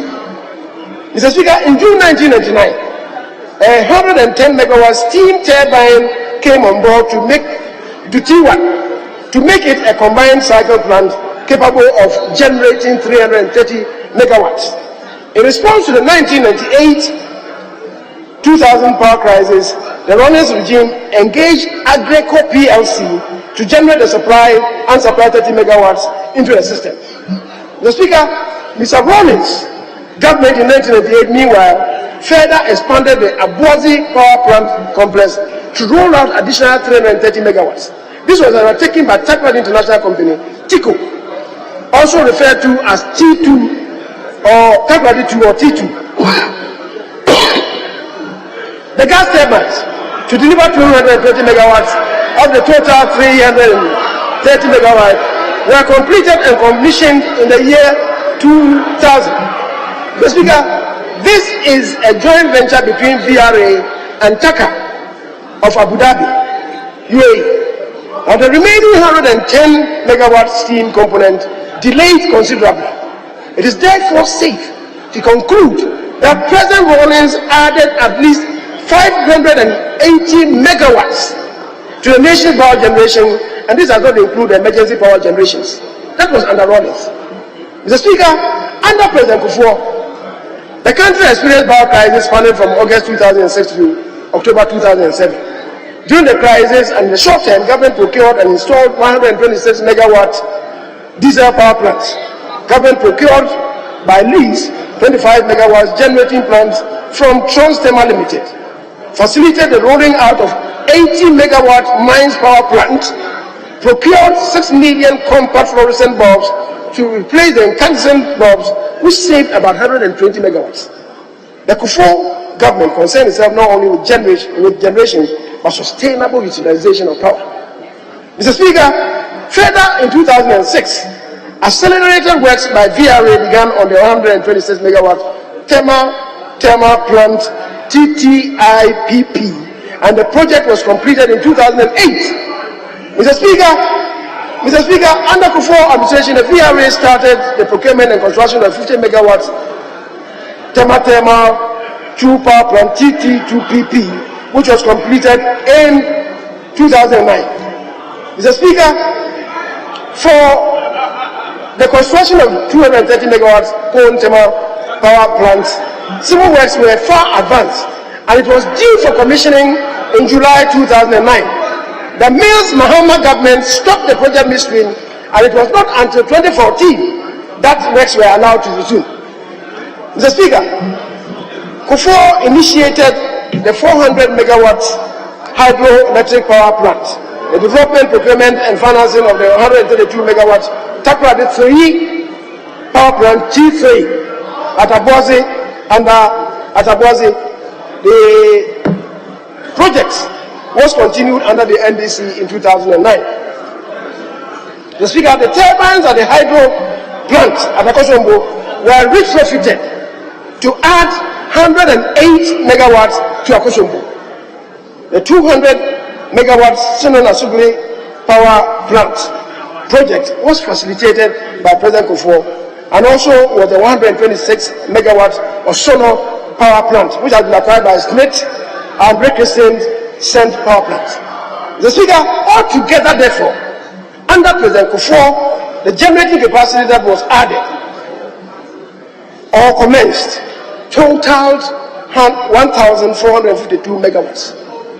Yes, Mr. Speaker, plus the 120 megawatts savings attributable to the energy saving box.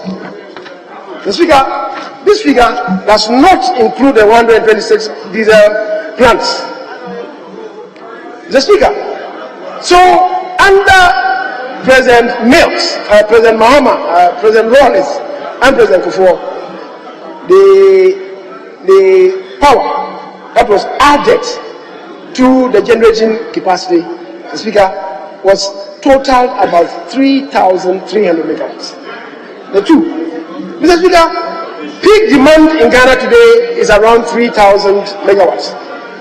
Mr. Speaker, so if there had been proper management, what Adundum that this nation was plunged into in August 2012, up to the exit of Mahama administration, could have been avoided. Additional capacity, including car power, 450 megawatts, APR, 250 megawatts, GE 300, Amandi and Ameri are also supposed to add to install capacity. The Speaker, but peak demand is around 3,000. At the time you came, the installed capacity was 3,300. 3,300. Was it necessary? Was it necessary to merely say we want to increase with 5,000 megawatts? Mr. Speaker, so let's be objective about this. Take or pay facilities, and that's adding to the cost of energy generation. Mr. Speaker, honorable members who have contributed earlier have dwelt on the quality improvement in agriculture, in education, in health, indeed in all the subsectors, and for that reason I do not intend to restate the issues. The Speaker, with respect to the sectors of the economy, growth in agriculture sector increased from 4.3% recorded in the first half of 2022 to 6.3% over the same period in 2023. The significant growth was driven by crops and livestock subsectors, which recorded growth rates of 6.8% and 6.7%, compared with 3.7% and 5% respectively recorded in the first half of 2022. Fisheries sector bounced back profoundly from a contraction of 3.3% in the first quarter of 2023 to 12.2% in the second quarter. The Speaker, cocoa production needs to be stimulated as the 0.4% growth in the first half of 2023 admittedly is worrisome. I trust, though, that given the integrity of the Honorable Brian Champong, that Greek shall have greater fulfillment. Mr. Speaker, the service sector recorded a first half year growth of 6.3% from 5.0% last year. This is worthy of note. The Minister for Trade and Industry should look at the growth rate of the industry in 2023. Negative 2.2 is simply not good enough. The Minister should be briefing the House about measures required to revamp industry as one of the key influencers of national growth. Mr. Speaker, having said this, I cannot end by not relating to the contrivance of my colleagues in the NDC who spend so much man-hours and energy when they itemize what they refer to as unfulfilled promises of MPP. They concluded by stressing that any perceived failure to deliver on a promise makes a Akufo-Addo Bawumia lies. In your 2008 manifesto, the NDC signed a social contract with Ghanaians. The title was Manifesto for a Better Ghana 2008. And you had the motto, investing in people, jobs, and economy. You said you were going to accomplish the following in 2 years. 1, the NDC said boldly and loudly to this nation, we will review National Health Insurance Scheme to provide coverage for all Ghanaians within 2 years. Ms. Mahama failed to deliver. Our mills and JDM lies because they were not able to show this. Doesn't make them lies. Mr. Speaker, you promised to expand school feeding program to cover all primary schools nationwide. Mills and Mahama failed to deliver. What did you say that? Oh, please. we don't even remember. Mr. Speaker, our Mills and Mahama liars because they failed to deliver.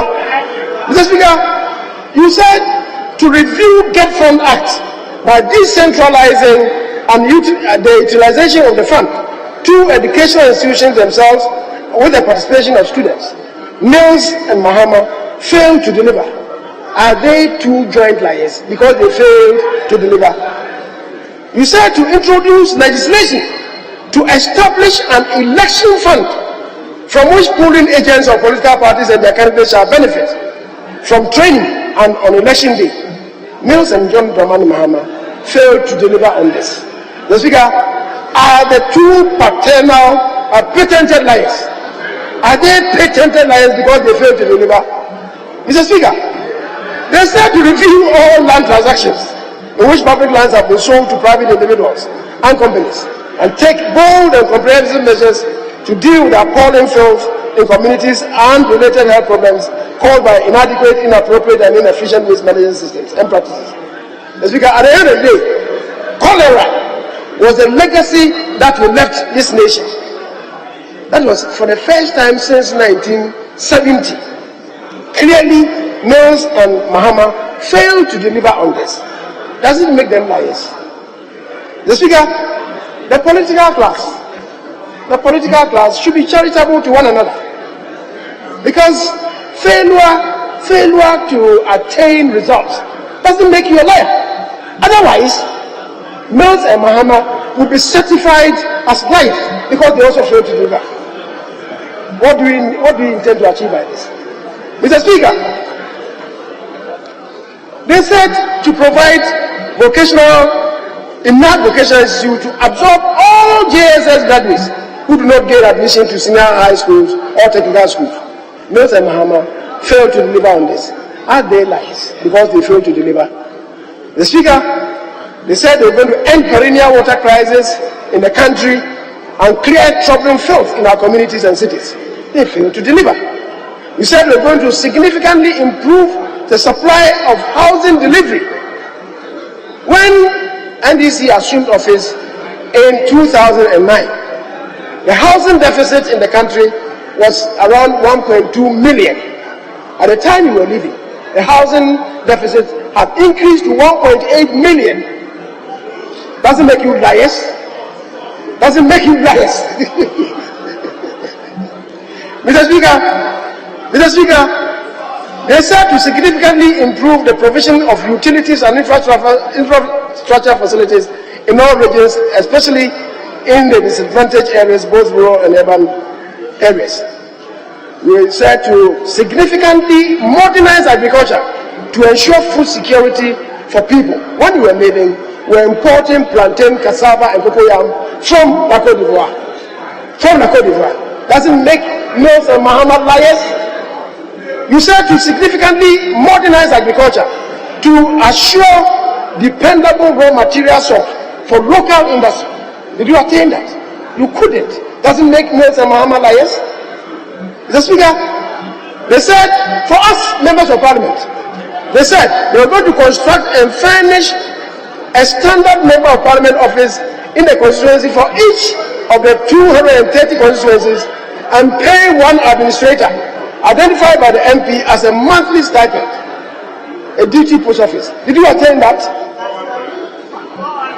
Doesn't make Mills and Muhammad liars? As I'm saying, we should be charitable to one another. Mr. Speaker, they said they were going to delink MP's Constituency Development Fund from the District Assembly's Common Fund and set up a separate Constituency Development Fund for the MPs to be resourced from the Consolidated Fund. Did he do that? Please. Does it make Mills and Muhammad liars, deceivers? It doesn't. The fact that you're not able to attain what you said doesn't make you a liar. Mr. Speaker, so there are so many things that we can say about the non-performance of the NDC.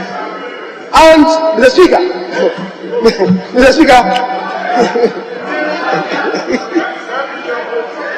they said they're going to eliminate 60% of identified schools under trees, not trees under schools. Schools under trees. You said going to eliminate all of them, the remaining 60. You are to ensure 100% access for all children of school-going age. The Speaker, you said you are going to establish regional hospitals. There's too much noise in the room. You said you are going to establish regional hospitals in all the regions. Could you do that? Mr. Speaker, to provide that's all. Mr. Speaker, on the economy, President Muhammad said that he was going to ensure average GDP growth rate of at least 8% per annum. Did you achieve that? You said you're going to attain single-digit rate of inflation every year. Did you attain that? You said you're going to have an overall budget deficit equivalent to 5% of GDP. Did you attain that? International reserves that will cover not less than 4 months every year. Did you attain that? Talk is cheap. Talk is cheap. Mr. Speaker, they said they're going to establish a fertilizer industry to give impetus to agro development. And they're going to establish a steel industry at the Paul. Did you do that? Mr. Speaker, so, and then, what again? Establish a glass factory, establish a steel mill, we're going to revamp Volta Aluminium Company, textile industries and ventures in their value chain. Mr. Speaker, we're going to accelerate social housing scheme. Did you do that? Mr. Speaker, so these are the people that you are dealing with. These are the people that you are dealing with. Mr. Speaker, I have not mentioned the NDC social contract with Ghanaians to reduce price of fuel drastically, which they failed to achieve. I have not spoken about the government, which in 2012 overspent the total budget expenditure granted by the Appropriations Act by a whopping 6.8 billion Ghana cedis without coming to Parliament. Mr. Speaker, 6.8 billion in 2012 translated to $3 billion United States dollars. In today's terms, they would have overspent the appropriations by 36 billion Ghana cedis without parliamentary approval.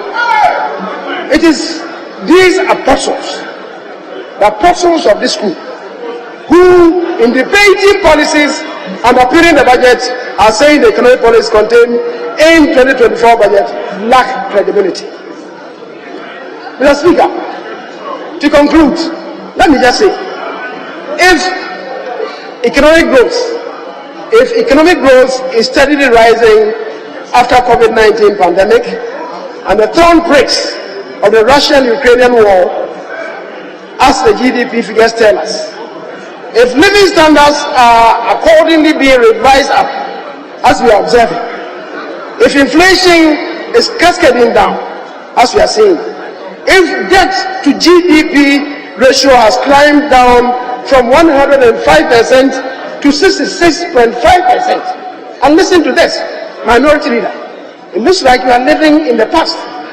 You insist that debt to GDP growth is still 103%. Where yesterday, man? Where yesterday, man? It is 66.5%.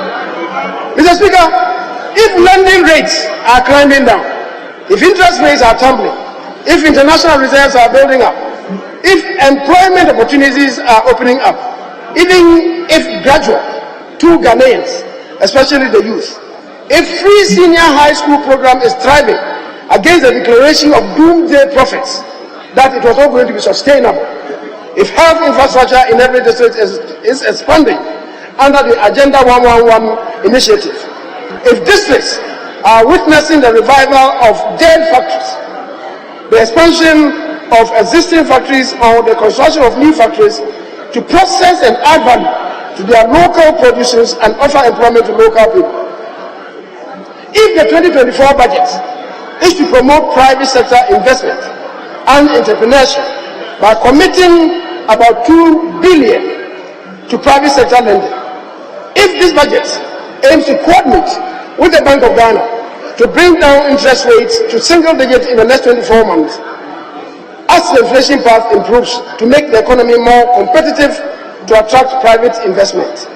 If this budget, the 2024 budget, has been developed to consolidate and complete ongoing infrastructure projects to improve productivity and welfare, if the 2024 budget has been developed to build resilience and promote climate-sensitive growth, then, Mr. Speaker, I, as the majority leader and leader of government business, should bear witness that the 2024 budget statement and economic policy presented to this House by the Minister of Finance, Mr. Ken Ofori-Atta, on the authority of the President, Nana Addo Dankwa Akufo-Addo, is indeed the Nkunim budget in which all of us should be well pleased and stand united to build back better.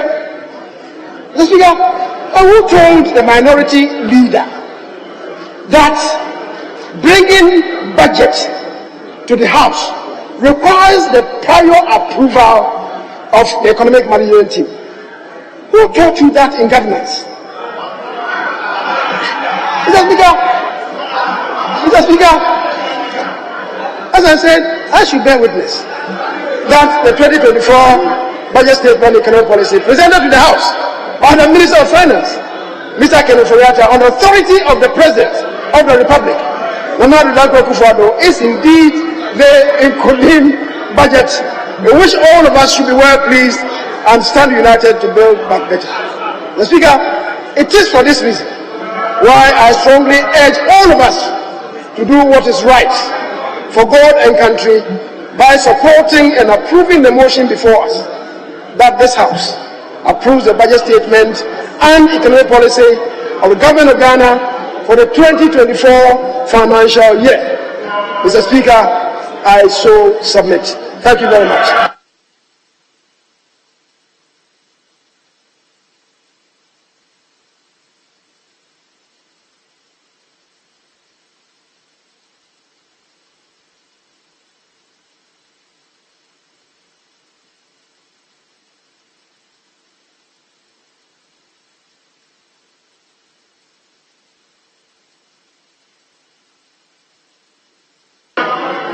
Honourable members,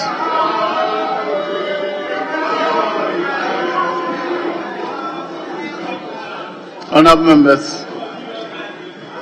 the Honourable Speaker instructs me that the Honourable Minister wants some 10 minutes to make some contribution to the debate. Honourable Minister.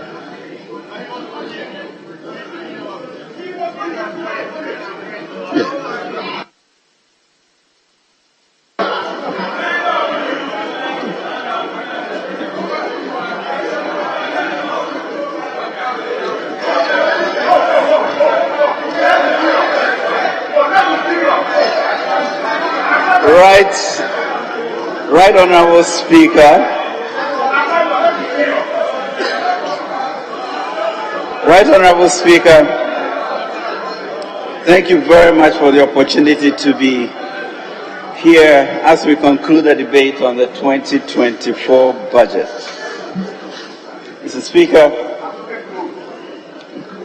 I would like to once again show my really deep gratitude to you and the honourable members for your very active participation in all the events relating to the 2024 budget. I also recall with gratitude the congenial and engaging atmosphere during the proud joint leadership meeting, the actual presentation of the incoming budget, and the follow-up workshop to discuss the key issues of the 2024 budget. We have, and I have followed keenly, the diverse perspectives shared by members of this House in the past few days, past fortnight. They indeed reflect the underlying strength of our democracy and the commitment we all share in shaping the economic destiny of our nation. Mr. Speaker, on Wednesday, 15th November 2023, I presented the Nkunim budget to theme Pursue Growth and Development within a Stable Macroeconomic Environment. Mr. Speaker, it is a fact that after a challenging macroeconomic situation in 2022, we have turned the corner and we are on the path of achieving the macroeconomic stability we all hope for. The evidence is clear. Inflation has declined from 54.1% by a remarkable 18.9% to 35.2%, with food inflation being really heavy as a consequential factor. The economy grew at a remarkable pace, averaging 3.2% in the first 2 quarters of 2023, double the expected 1.5%. The currency has appreciated by a modest 6.4% cumulatively from February to date, compared to 53.9% over the same period in 2022. The performance of the cedi reflects that confidence is back, revenues have improved, and that the economy is indeed real. The Bank of Ghana's gold for oil transactions and gold for reserves are paying off. International credit agencies, Mr. Speaker, who have not been favorable in the past, in recent years, are now quite positive about our economy. But we have a long way to go. The banking industry stated a record of an impressive profit after tax growth of 43.8%. Mr. Speaker, Ghana's economy would also, as I mentioned, be valued at a gross domestic product of $1 trillion cedis in 2024. So, Mr. Speaker, we have indeed turned the corner. There's been a lot of debate on this, and we are grateful for that input into what we have to do. I think we believe we have the economy in stable hands. The budget's growth is indicative of what is happening. Mr. Speaker, when we talk about taxes, the taxes, if you look in our budget, is on pages 60 to 62, and nothing was hidden.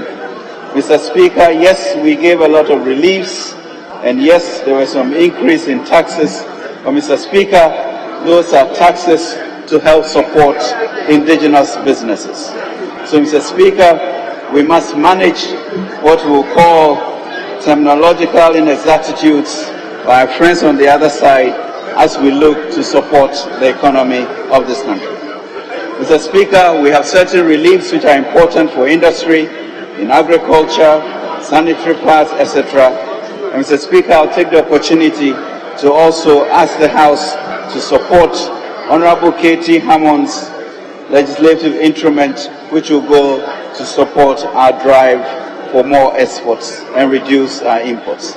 Mr. Speaker, this is a government that, as you look in the government in the budget, really cares. Mr. Speaker, we can see an enhancement in our capitation grant. We can see an increase in LEAP from 212,000 families to now 350,000 families, moving to 450,000 families. School feeding, Mr. Speaker, has increased to 3.2 million people. Rent subsidies have been included. Safety community police, we see evident. Minimum wage has been increased. National service rates have been increased by 30%. Mr. Speaker, we realize the difficulties and government is intervening. On the issue of the growth agenda, Mr. Speaker, we saw yesterday joining the Minister of Agriculture to support agriculture business in this country. We have 3 billion cedis, Mr. Speaker, to support agriculture. MEDA has been given 1 billion cedis, and Development Bank of Ghana, Mr. Speaker, will add another 2 billion. Mr. Speaker, we also are bringing in 8 billion cedis for the Ghana Stabilization Fund to support the banks. Mr. Speaker, on the issue of our foreign discussions, we have gone a long way with the fund. We believe that this week the Paris Club would inform the IMF of the MOU, which would enable the release to happen. We are long advanced, Mr. Speaker, on our discussions with the energy power companies, and we hope by next week to conclude that. Mr. Speaker, the Eurobond investors also, we've started negotiations, and we are confident that that will finish in the first quarter. So, Mr. Speaker, at this juncture, we really are looking at what the minority leader said. We are a country that belongs to all of us, Mr. Speaker, and therefore we must do right by it. Our own majority leader has also encouraged us, Mr. Speaker, that we should do all we can, we should do what is right to make sure that this budget is passed and that the hardships of our people will be ameliorated. Mr. Speaker, once again, we respectfully urge this Honorable House to pass the appropriation bill for the sum of 259,052,474,750 Ghana cedis, Mr. Speaker, to be issued out of the consolidated fund from the first day of January 2024 to the 31st day of December 2024 to fund programs of the MDAs and other government obligations. Your prompt approval, Mr. Speaker, would enable us to seize the momentum and harness the opportunities of our people. As we move forward, it is my sincere hope that we can continue to work together in the spirit of collaboration and unity, our shared commitment to the well-being of all of our citizens, which should transcend our political differences. And I'm confident that by working hand in hand, we can overcome any challenges that lie ahead. Mr. Speaker, I'm proud of the progress we have made so far. This has been underpinned by a unity of purpose and focus. Our continued collective resolve can ensure that we nurture an enduring recovery that creates prosperity for all. Towards our collective victory over the recent crisis in Kunim, I repeat that if we speak this one language, nothing will restrain us from doing what is impossible. Mr. Speaker, I would like to thank you, Honorable Speaker, honorable members, for your diligence, passion, and commitment to the betterment of our great nation. May our collective efforts lead to a future that is bright and promising for all of us. Indeed, Mr. Speaker, may God bless our homeland Ghana and make it great and strong. Thank you very much, Mr. Speaker.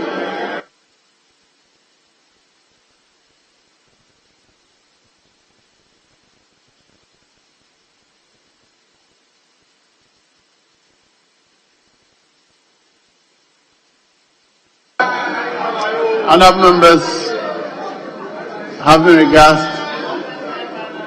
to the state of the business of the House, I direct that the House sits outside the regular sitting hours. Now, the Right Honourable Speaker would want to take the vote himself. So I'll defer the question whilst we proceed with other matters. When he comes to take the seat, he will put the question himself. Yes. Any other matters? Honourable Majority Leader.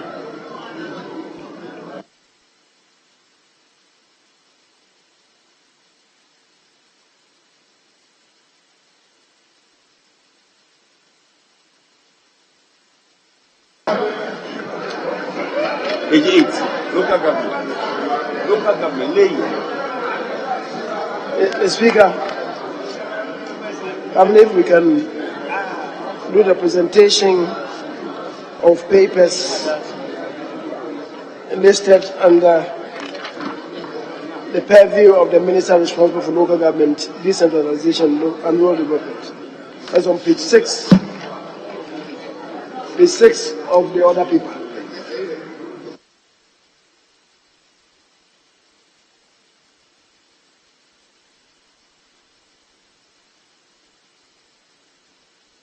Yes.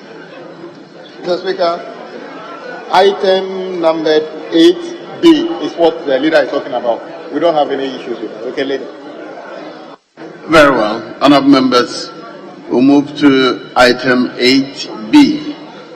Papers to be laid by the Minister for Local Governance, Decentralization and Rural Development. I think we can take all of them together. Yes. Annual statement by the Audit Committee of the Accra Metropolitan Assembly for the year 2022. Annual statement by the Audit Committee of the West Akim Municipal Assembly for the year 2022. Annual statement by the Audit Committee of the Atebubu Amanteng Municipal Assembly for the year 2022. Annual statement by the Audit Committee of the New Drabing North Municipal Assembly for the year 2022. Annual statement by the Audit Committee of the Ejua East District Assembly for the year 2022. Annual statement by the Audit Committee of the Amanasi Central District Assembly for the year 2022. Annual statement by the Audit Committee of the Bono East Regional Coordinating Council for the year 2022. Annual statement by the Audit Committee of the Biakuya District Assembly for the year 2022. Annual statement by the Audit Committee of the Kwewu South Municipal Assembly for the year 2022. Annual statement by the Audit Committee of the Drabin Municipal Assembly for the year 2022.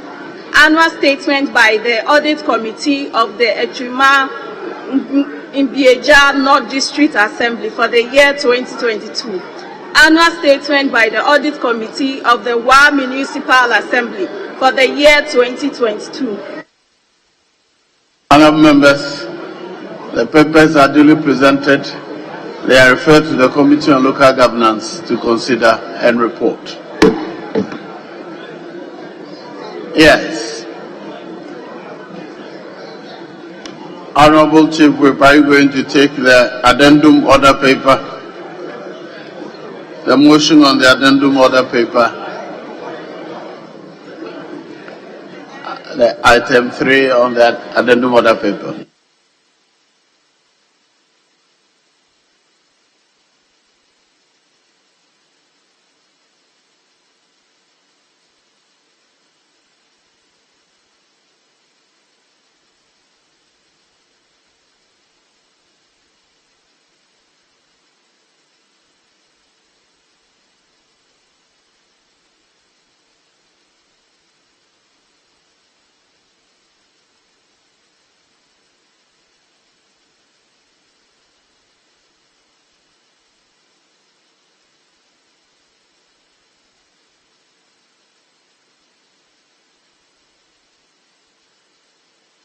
Speaker, I have engaged colleagues and we wish to suspend sitting while we wait review announcements they apply to.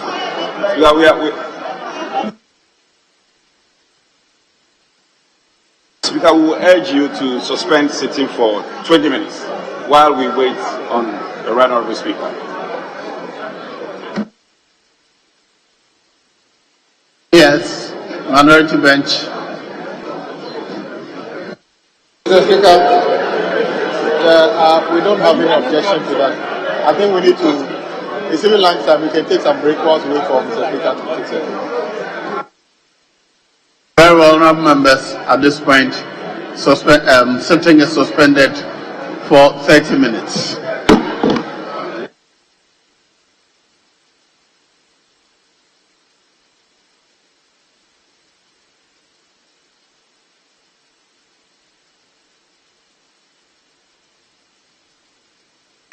Honourable members, I understand the Speaker has just walked in, so let's resume. He will take the seat and then it has.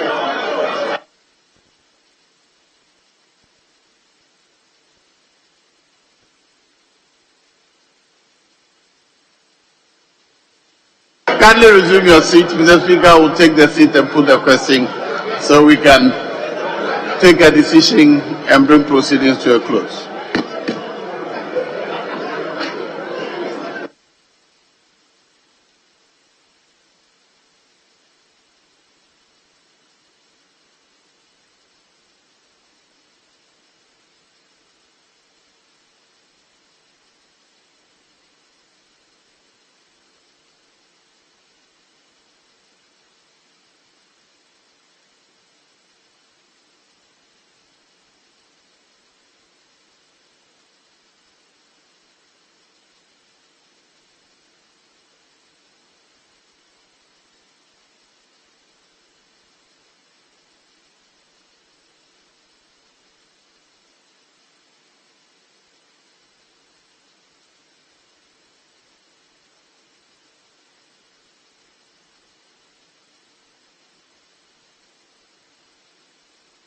Very well.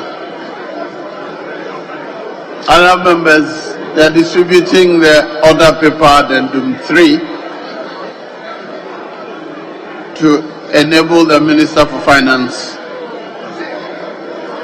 to lay new regulations. Other members, kindly resume your seat.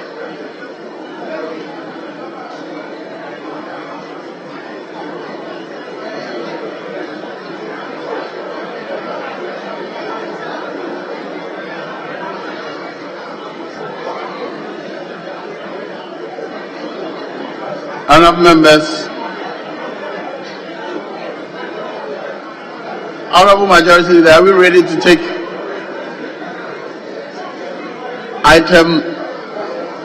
the numbered item on the addendum order paper 3? Are we ready? Very well.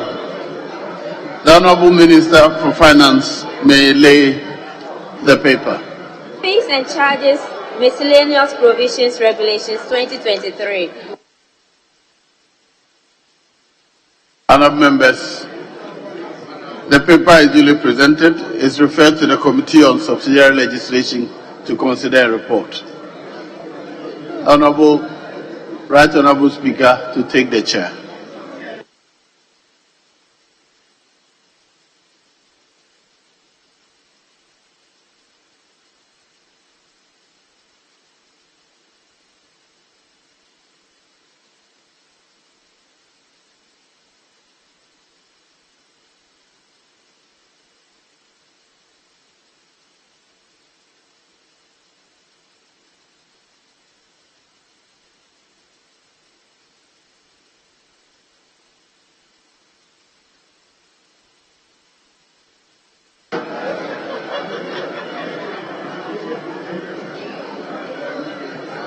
Honourable members,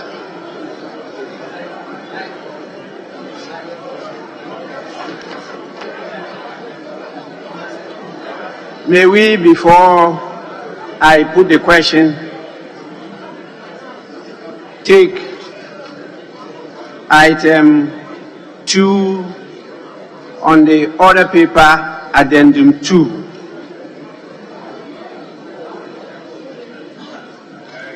Order paper addendum 2, item 2. Motion. Chairman of the Committee on Selection. I want the Majority Chief Whip to move that motion. Yes. Speaker, with respect to your office, both leadership has engaged on the same matter, the report of the Committee of Selection, your committee, and we've come to some conclusion that we'll rather take the motion tomorrow.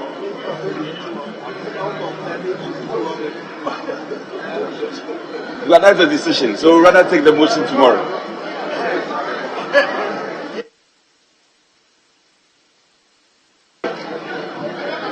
Well, yes.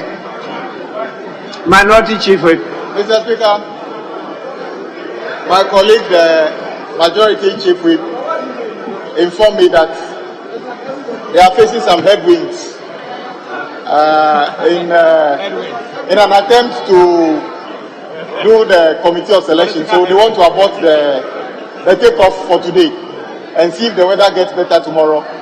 They may attempt to take it. So, Mr. Speaker, we don't have any objection to that. We can do the business tomorrow.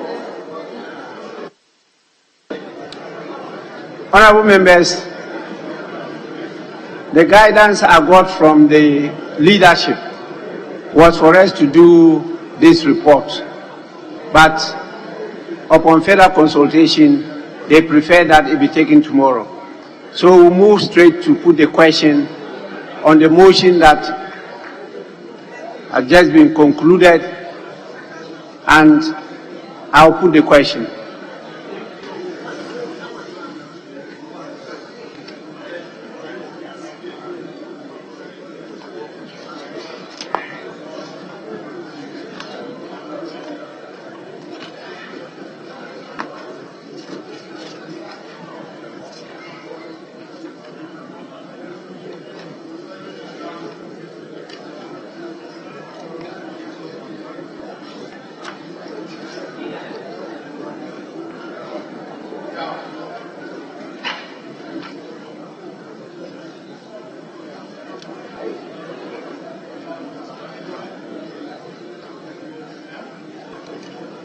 Honorable members, the question is in respect of motion number 9 at page 10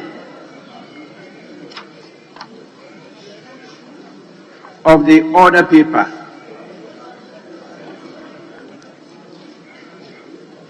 And the motion says that this Honorable House approves the budget statement and economic policy of the government for the year ending 31st December 2024. Those in favor say aye.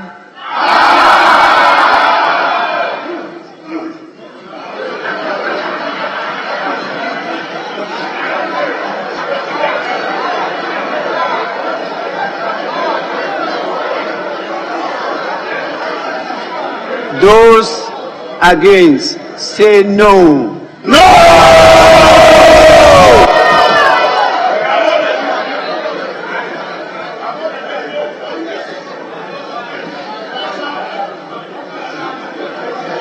Honorable members, please stop hitting the table, and we are expecting that you use your normal voice. So I put the question again. Those in favor say aye. Aye. Those against say no.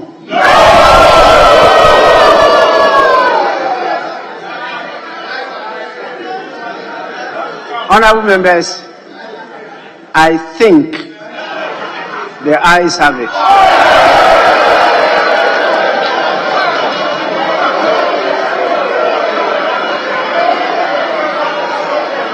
Yes, Deputy Minority Leader. Thank you, Right Honourable Speaker. Respectfully, I rise on Order 1132 to call for a head count and to challenge your ruling. And so,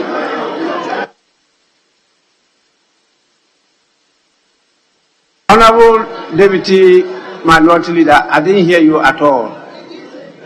Right Honourable Speaker, I rise on Order 1132 to call for a head count because I believe that the nays had it, respectfully so.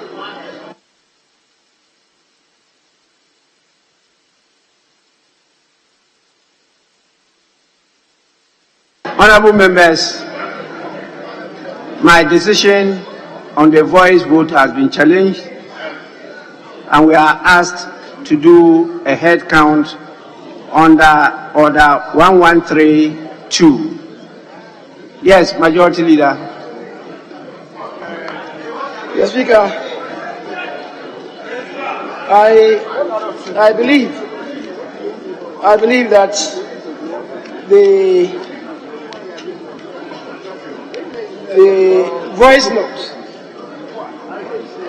the voice call that you made, and the decision that you have arrived at in pronouncing that the ayes have it, the Speaker, is clear and loud, and I believe that this indeed is an abuse of the processes and procedures in this House. Mr. Speaker, this is a colossal abuse of the processes and procedures. Mr. Speaker, I believe that this should not be entertained at all. It's wanton abuse of the processes and procedures of this House.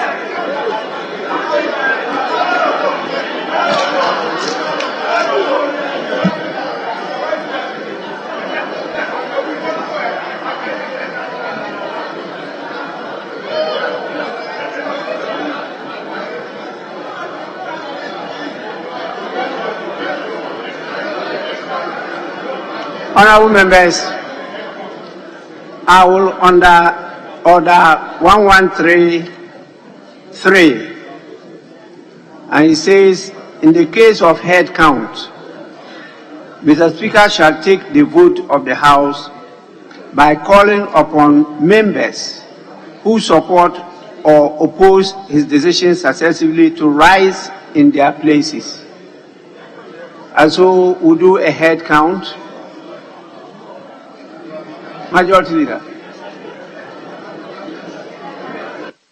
Mr. Speaker, I have raised an issue against this appeal to you.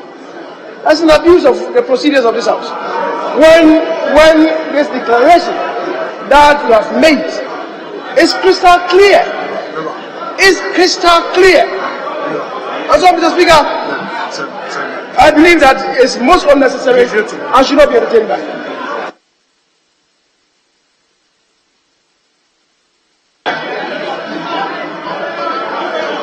Deputy Majority Leader. Mr. Speaker, the application before you is very lame. We cannot proceed on Order 1133.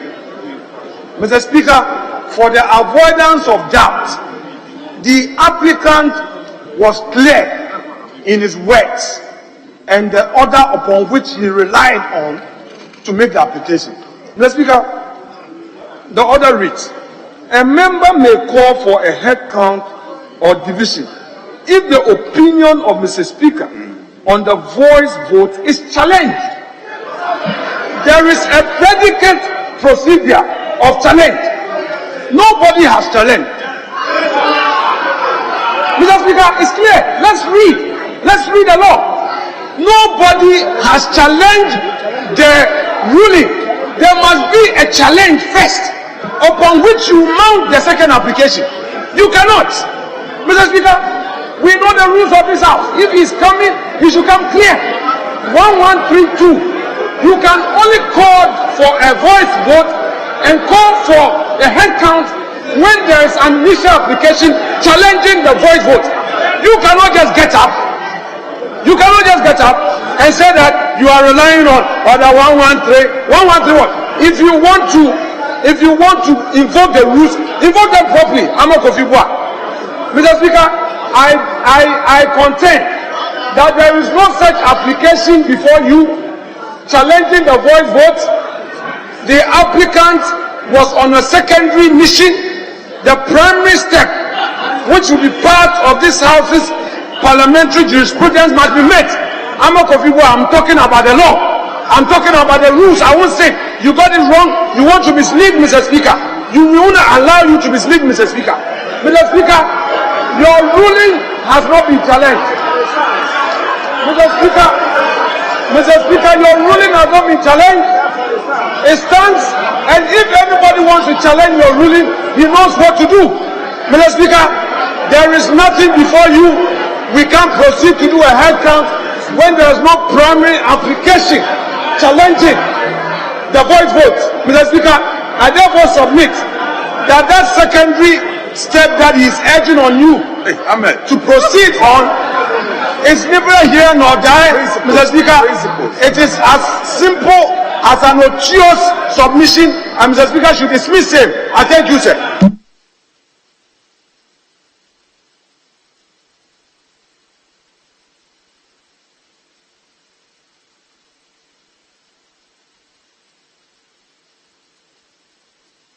Minority Deputy Whip. Mr. Speaker, we all know when it comes to matters of this nature, you are an expert in this country, and not only this country, international. Mr. Speaker, is the deputy majority leader saying that you erred in acknowledging the application before you? Mr. Speaker, may I refer him to Order 98? Mr. Speaker, your ruling is not subject to debate. Mr. Speaker, an application has been made and you acknowledge it, that your ruling has been challenged by a first vote has been challenged, and we are calling for a head count. You are majority. Why you are saying of head count? Mr. Speaker, I know the deputy majority that is buying time. He doesn't have the numbers. Mr. Speaker, when a referee goes to the park and a team refuses to come, he declares the man and award the points to the team that is available. If they are not ready, Mr. Speaker, acknowledge the fact that an application before you calls for the head count and let's proceed. You are majority. What are you afraid of? We know we are minority. We are calling for a head count. Why are you running away? Mr. Speaker, let's proceed and ignore him.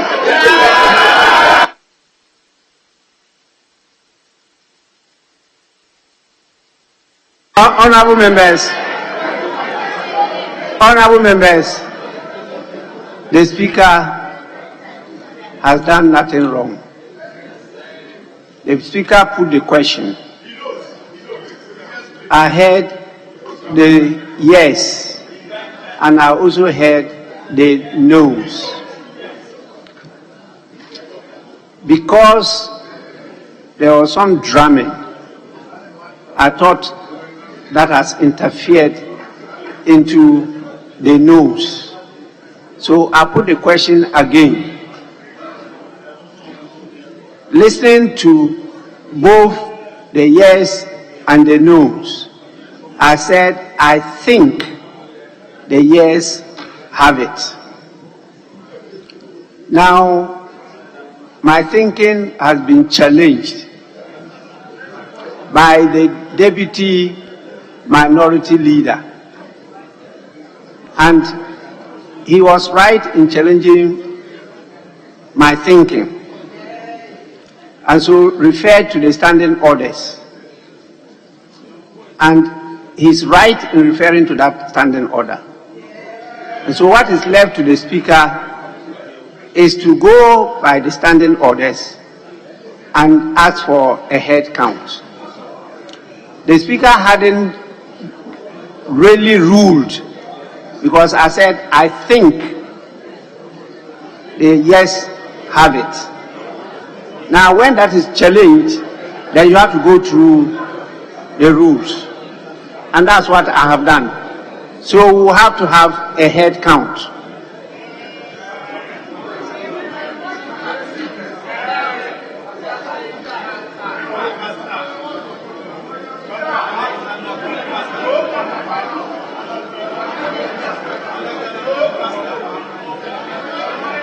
Honorable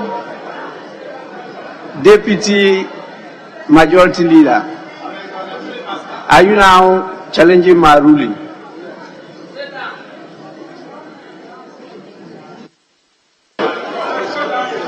Mr. Speaker,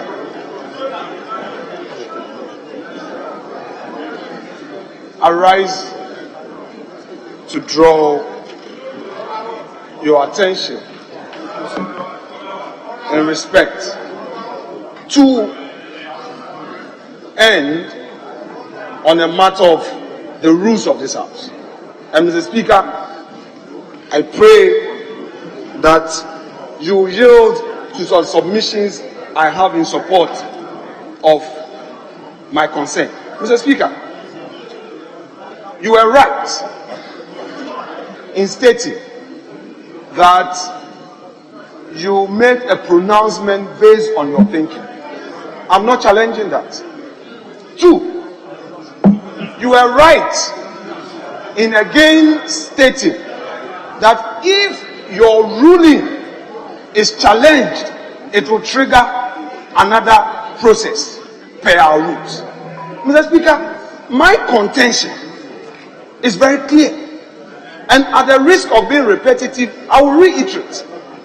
The applicant who rose on his feet did not challenge the ruling. Mr. Speaker, he did not challenge the pronouncement. He did not challenge your thinking. Mr. Speaker, all that he said was that in view of Order 1132, he is calling for a voice vote. Mr. Speaker, for a head count. Mr. Speaker, the language in 1132 is very clear, and that is where I want us to give it some appreciation. Mr. Speaker, Order 1132 talks about a challenge being mounted on that determination. If Mr. Speaker says that it was his thinking, are we therefore supposed to assume that Mr. Speaker had not made a determination on the voice vote? And if so, on what grounds is he challenging that? On what grounds is he arguing that there must be a head count?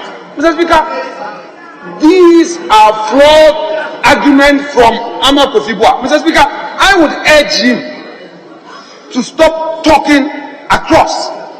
I am making a submission, and he should allow me to make that submission. Mr. Speaker, I am therefore contending with respect that, Mr. Speaker, your discretion to call for a head count has not been invoked in any way. Mr. Speaker, if we are in doubt, we should call for the audio. What the application he just made. Our people are here. Mr. Speaker, we should just call for the records. He never made an application challenging the determination you made.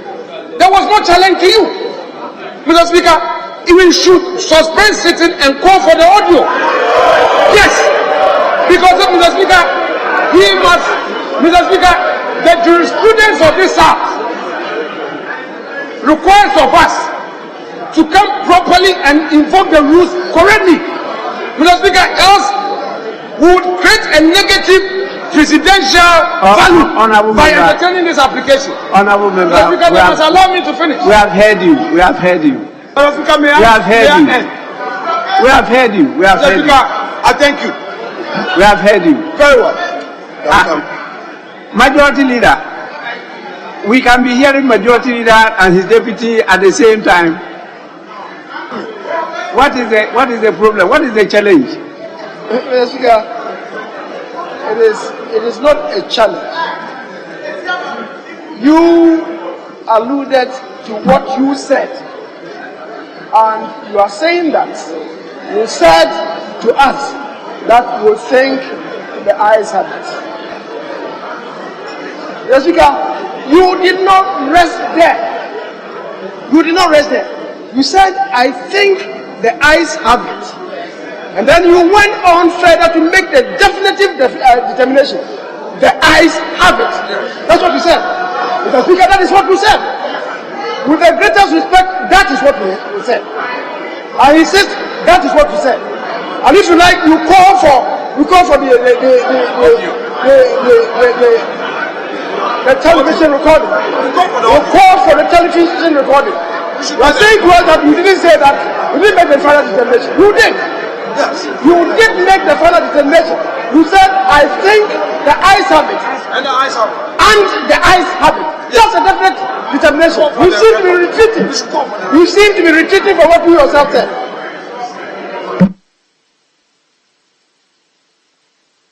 Yes, Honorable Aruna Idrisu.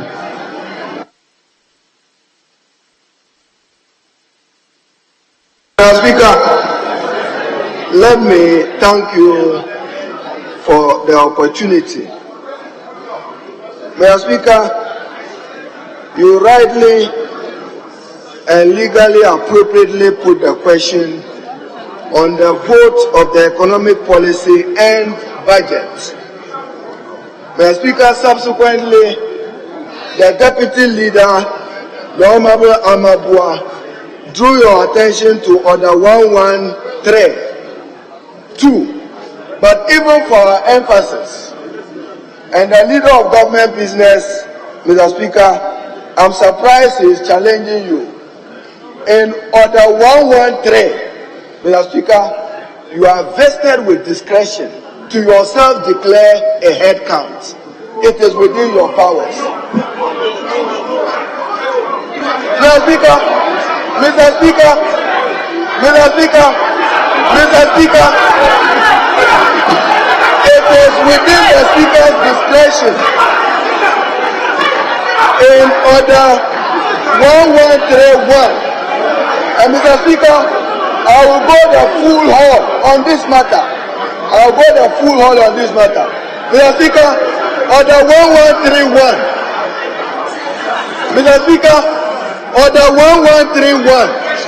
Order 1131 reads,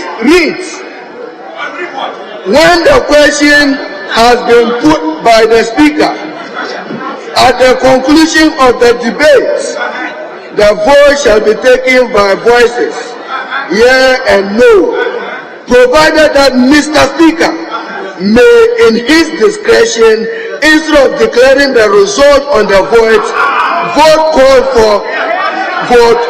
for a head count. I'm saying even discretionary, the Speaker is discretionary. The Speaker is clothed with the authority to have done that. Mr. Speaker,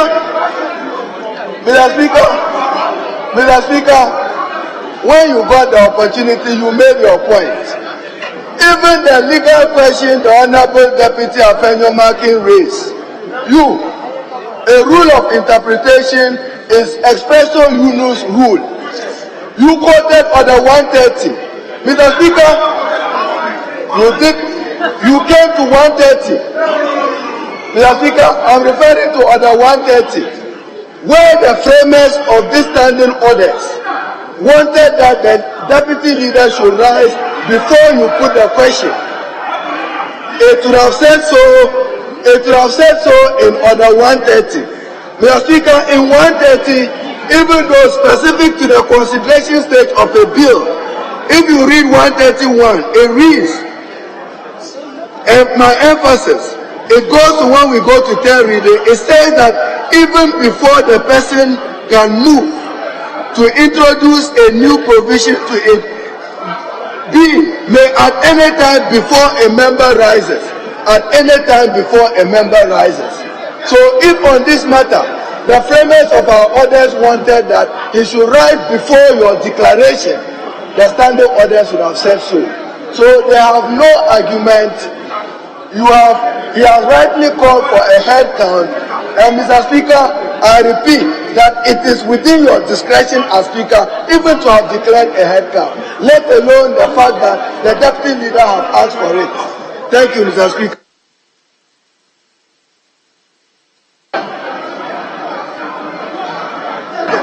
come to say again? Well, members. Mr. Speaker. Mr. Speaker, with the greatest respect.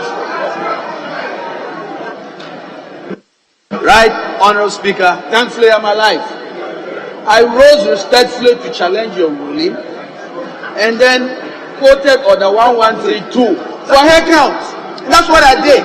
So when we are speaking, you need to pay attention. Honorable Afenyo Maki.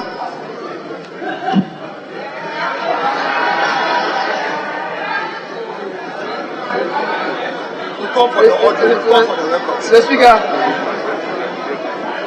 what the member for Tamale South is urging on you is completely unknown to our standing orders.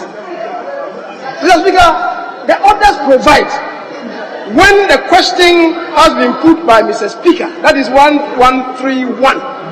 When the question has been put by Mr. Speaker, at the conclusion of the debate, the vote shall be taken by voices aye and no, provided that Mr. Speaker may, in his discretion, instead of declaring the result on the voice vote, call for a head count. Mr. Speaker, you can only do that when you have not declared the results. In this case, you had. So what you're saying, former minority leader, please, since you became former, you have lost control of the others of the House. Mr. Speaker, he's totally wrong. The former minority leader is totally wrong. Having said that, Mr. Speaker, I insist that you said to us that you think the ayes have it. Then you proceeded to say the final determination that the ayes have it. That is a final declaration. Mr. Speaker, now you are saying that you just said you think the ayes have it and left it at that. You didn't leave it at that. You said you think the ayes have it, which you normally do, which is right. But you went further to indicate firmly that the ayes have it. Mr. Speaker, that is what you said. And if you, Mr. Speaker, then we suspend the House and call for the video. Because I disagree vehemently with you, and you're shaking your head on this. You said the ayes have it. You're definitely. Honorable members, please. Let me take my time to explain the standing orders dealing with division. Please. Standing order 1131 calls on the Speaker to do one or two things. First, the Speaker can put the question and listen to the voice vote, or call for a head count. So that is an option. So when the Speaker calls for a head count, then you move to the next standing order under 113. When you call for a head count, you don't do the voice vote. So when I put the question, I can say, let's do a head count. I don't take the voice vote. Or I can say voice vote.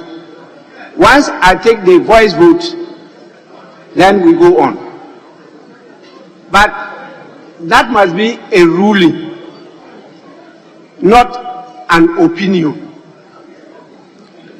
So throughout the practice, when it's an opinion, you say, I think, that is opinion I'm expressing. I think the yes have it. Now, an opportunity is created for somebody to challenge the opinion. And so when you read 1132, it doesn't talk about ruling. It talks about the opinion. That's why it says a member may call for head count or division if the opinion of Mr. Speaker on the voice vote is challenged. So that time is an opinion, it is not a ruling. Now, if I had proceeded to say that the yes have it, that is a ruling. And that ruling can only be challenged under Order 98. Honorable members, I did not proceed to say the yes have it. I did not.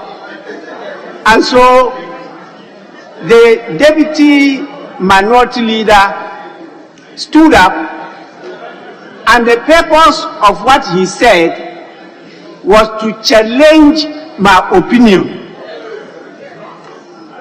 and then to ask for a head count.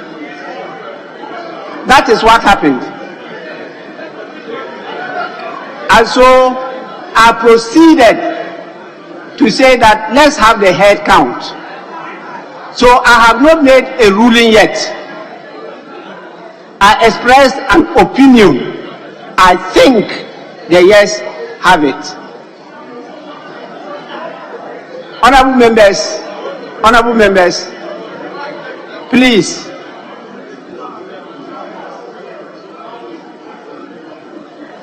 Mr. Speaker, as you know, I will not lie.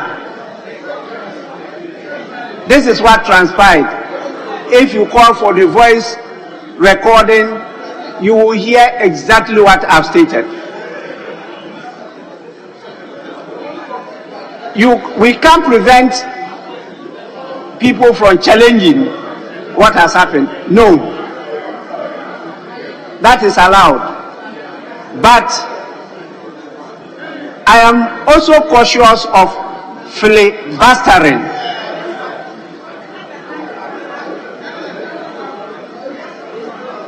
I think we've had a very successful debate, and I think we should end it well. So please, can we have a head count?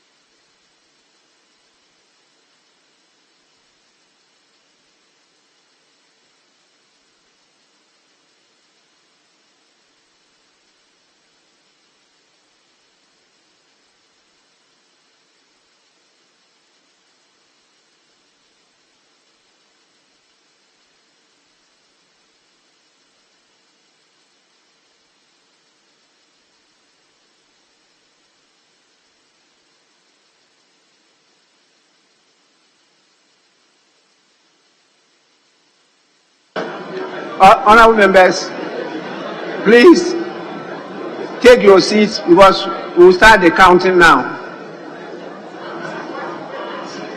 We'll start the counting now.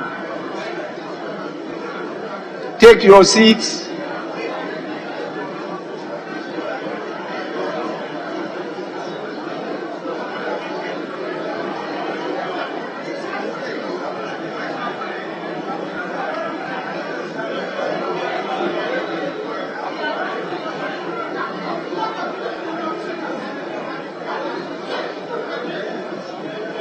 Mr. Speaker, if we have to do it, let's do it immediately and then we go.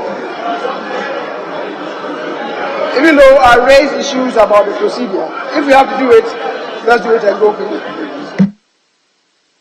Majority Leader, I can't hear you. Mr. Speaker, you said that we want the head count now.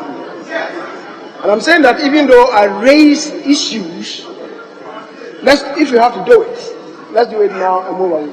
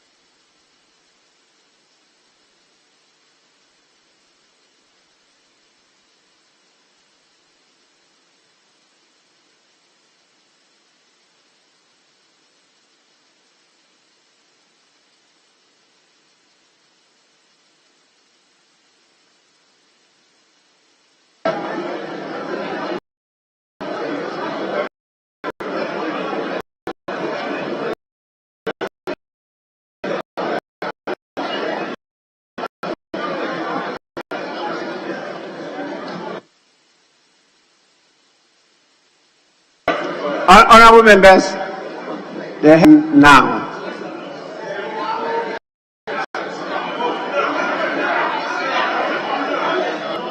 Speaker, before we start the head count, I will seek your guidance. As at the time the question was put, Honorable Tufero, Honorable John Kuma, Honorable Canada Japan, and Honorable were not. So, Mr. Speaker, the four of them were not here. If at any time, and they are still not here, so as we begin, if they come, because they are not part, Mr. Speaker, we should know those who were here and those who are not here.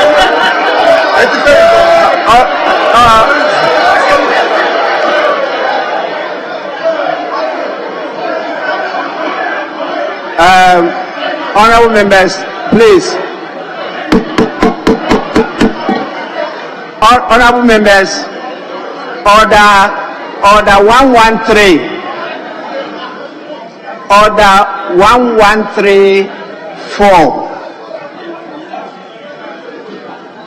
1134 says a member may vote in a division even if he did not hear the question put. That's the standing orders. So please start the head count. Table office, let's start the head count.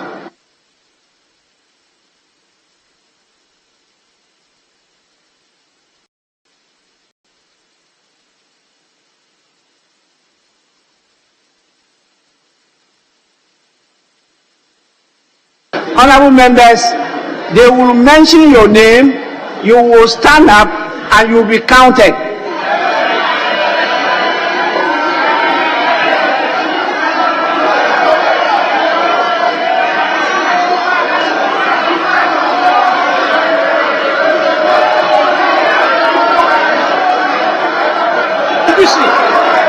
Mr. Speaker,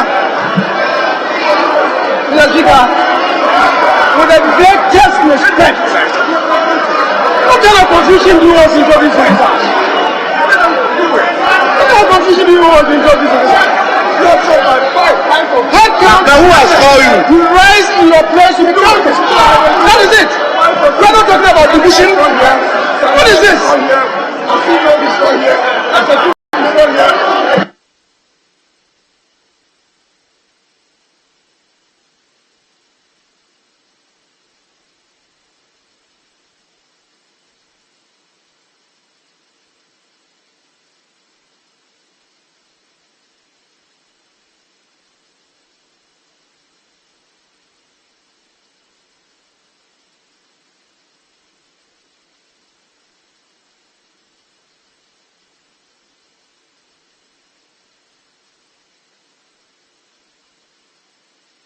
Mr. Speaker, we are ready to be counted. We are ready to be head counted. Let's do so now. Why the waste of time? Well, Majority Leader,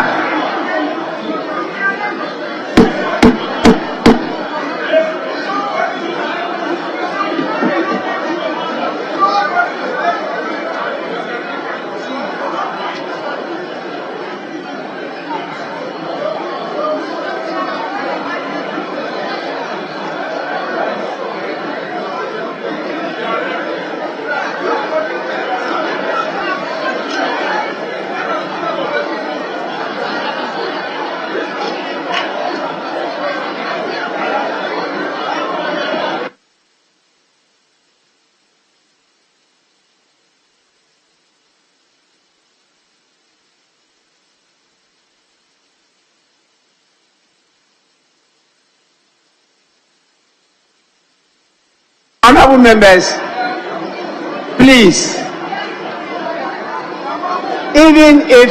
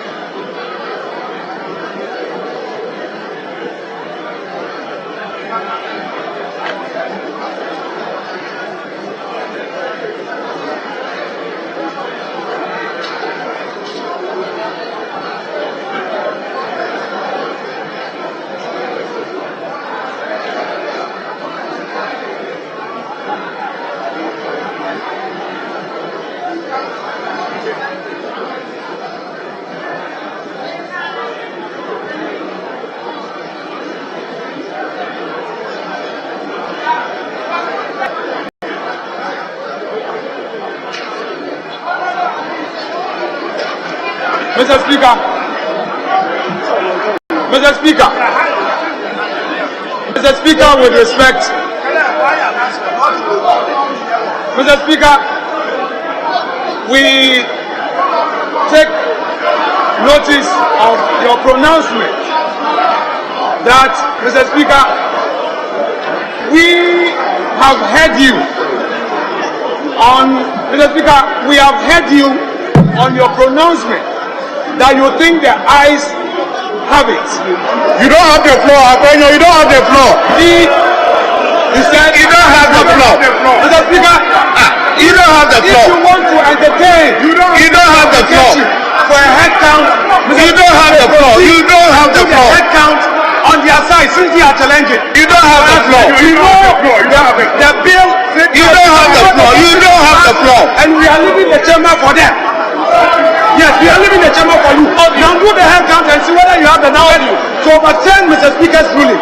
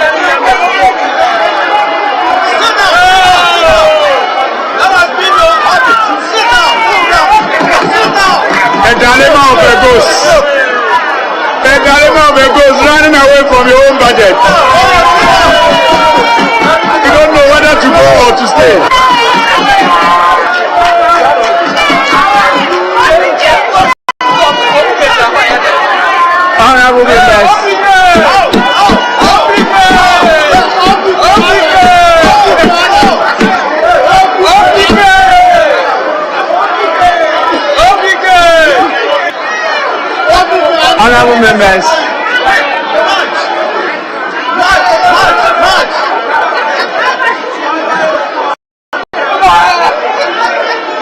Honorable members, please. Follow them. Lawyer, go. Out. Hey. Out. What is this? Running away from your own baggage. Run. Go. Fast, go. This one is you run away from your own baggage. Hey.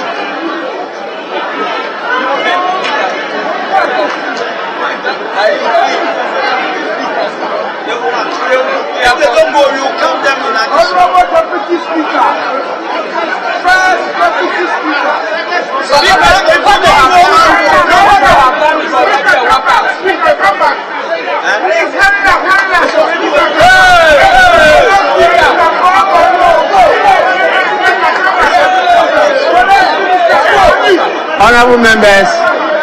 Honorable members, sitting is suspended.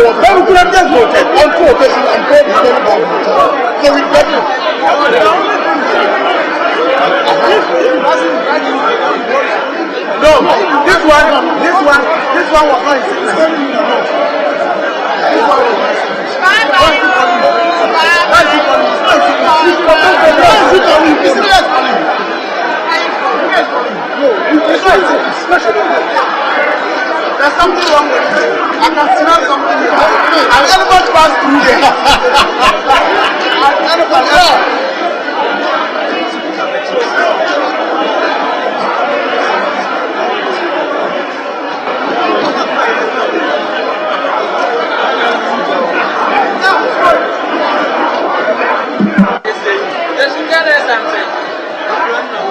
No, I mean our leaders.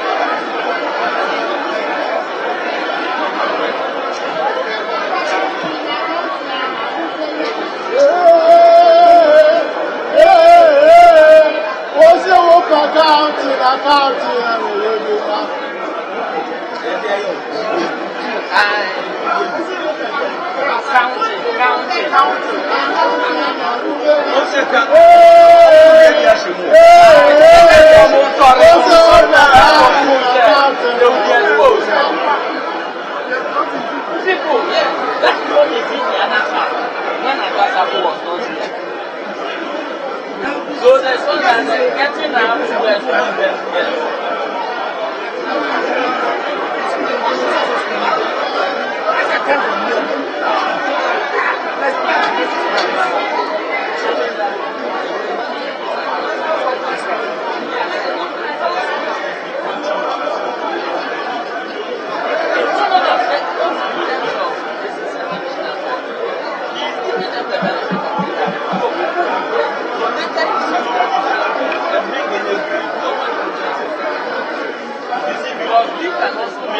Because they have to take the work out. We did it the last year. We worked out. And they approved the as well, we know how the government is. So what do you do? Or what do you do? Yeah. This is like the baby fighting for.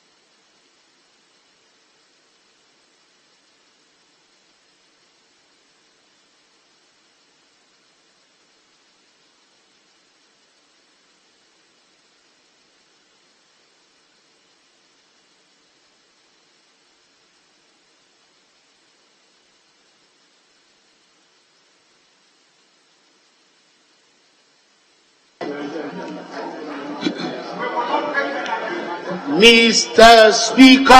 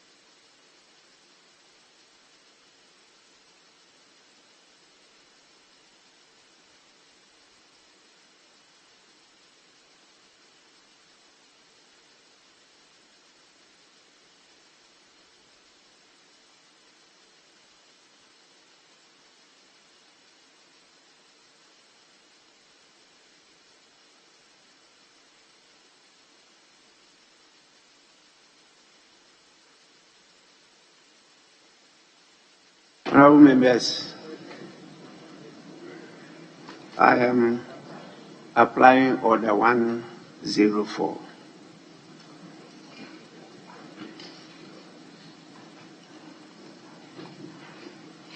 And I proceed to adjourn the House.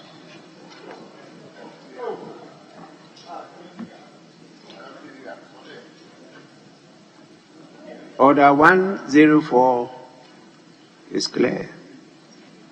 It says, in the case of grave disorder arising in the House, the Speaker may, if he thinks it necessary to do so, adjourn the House without question put, or suspend the sitting till a time to be named by him.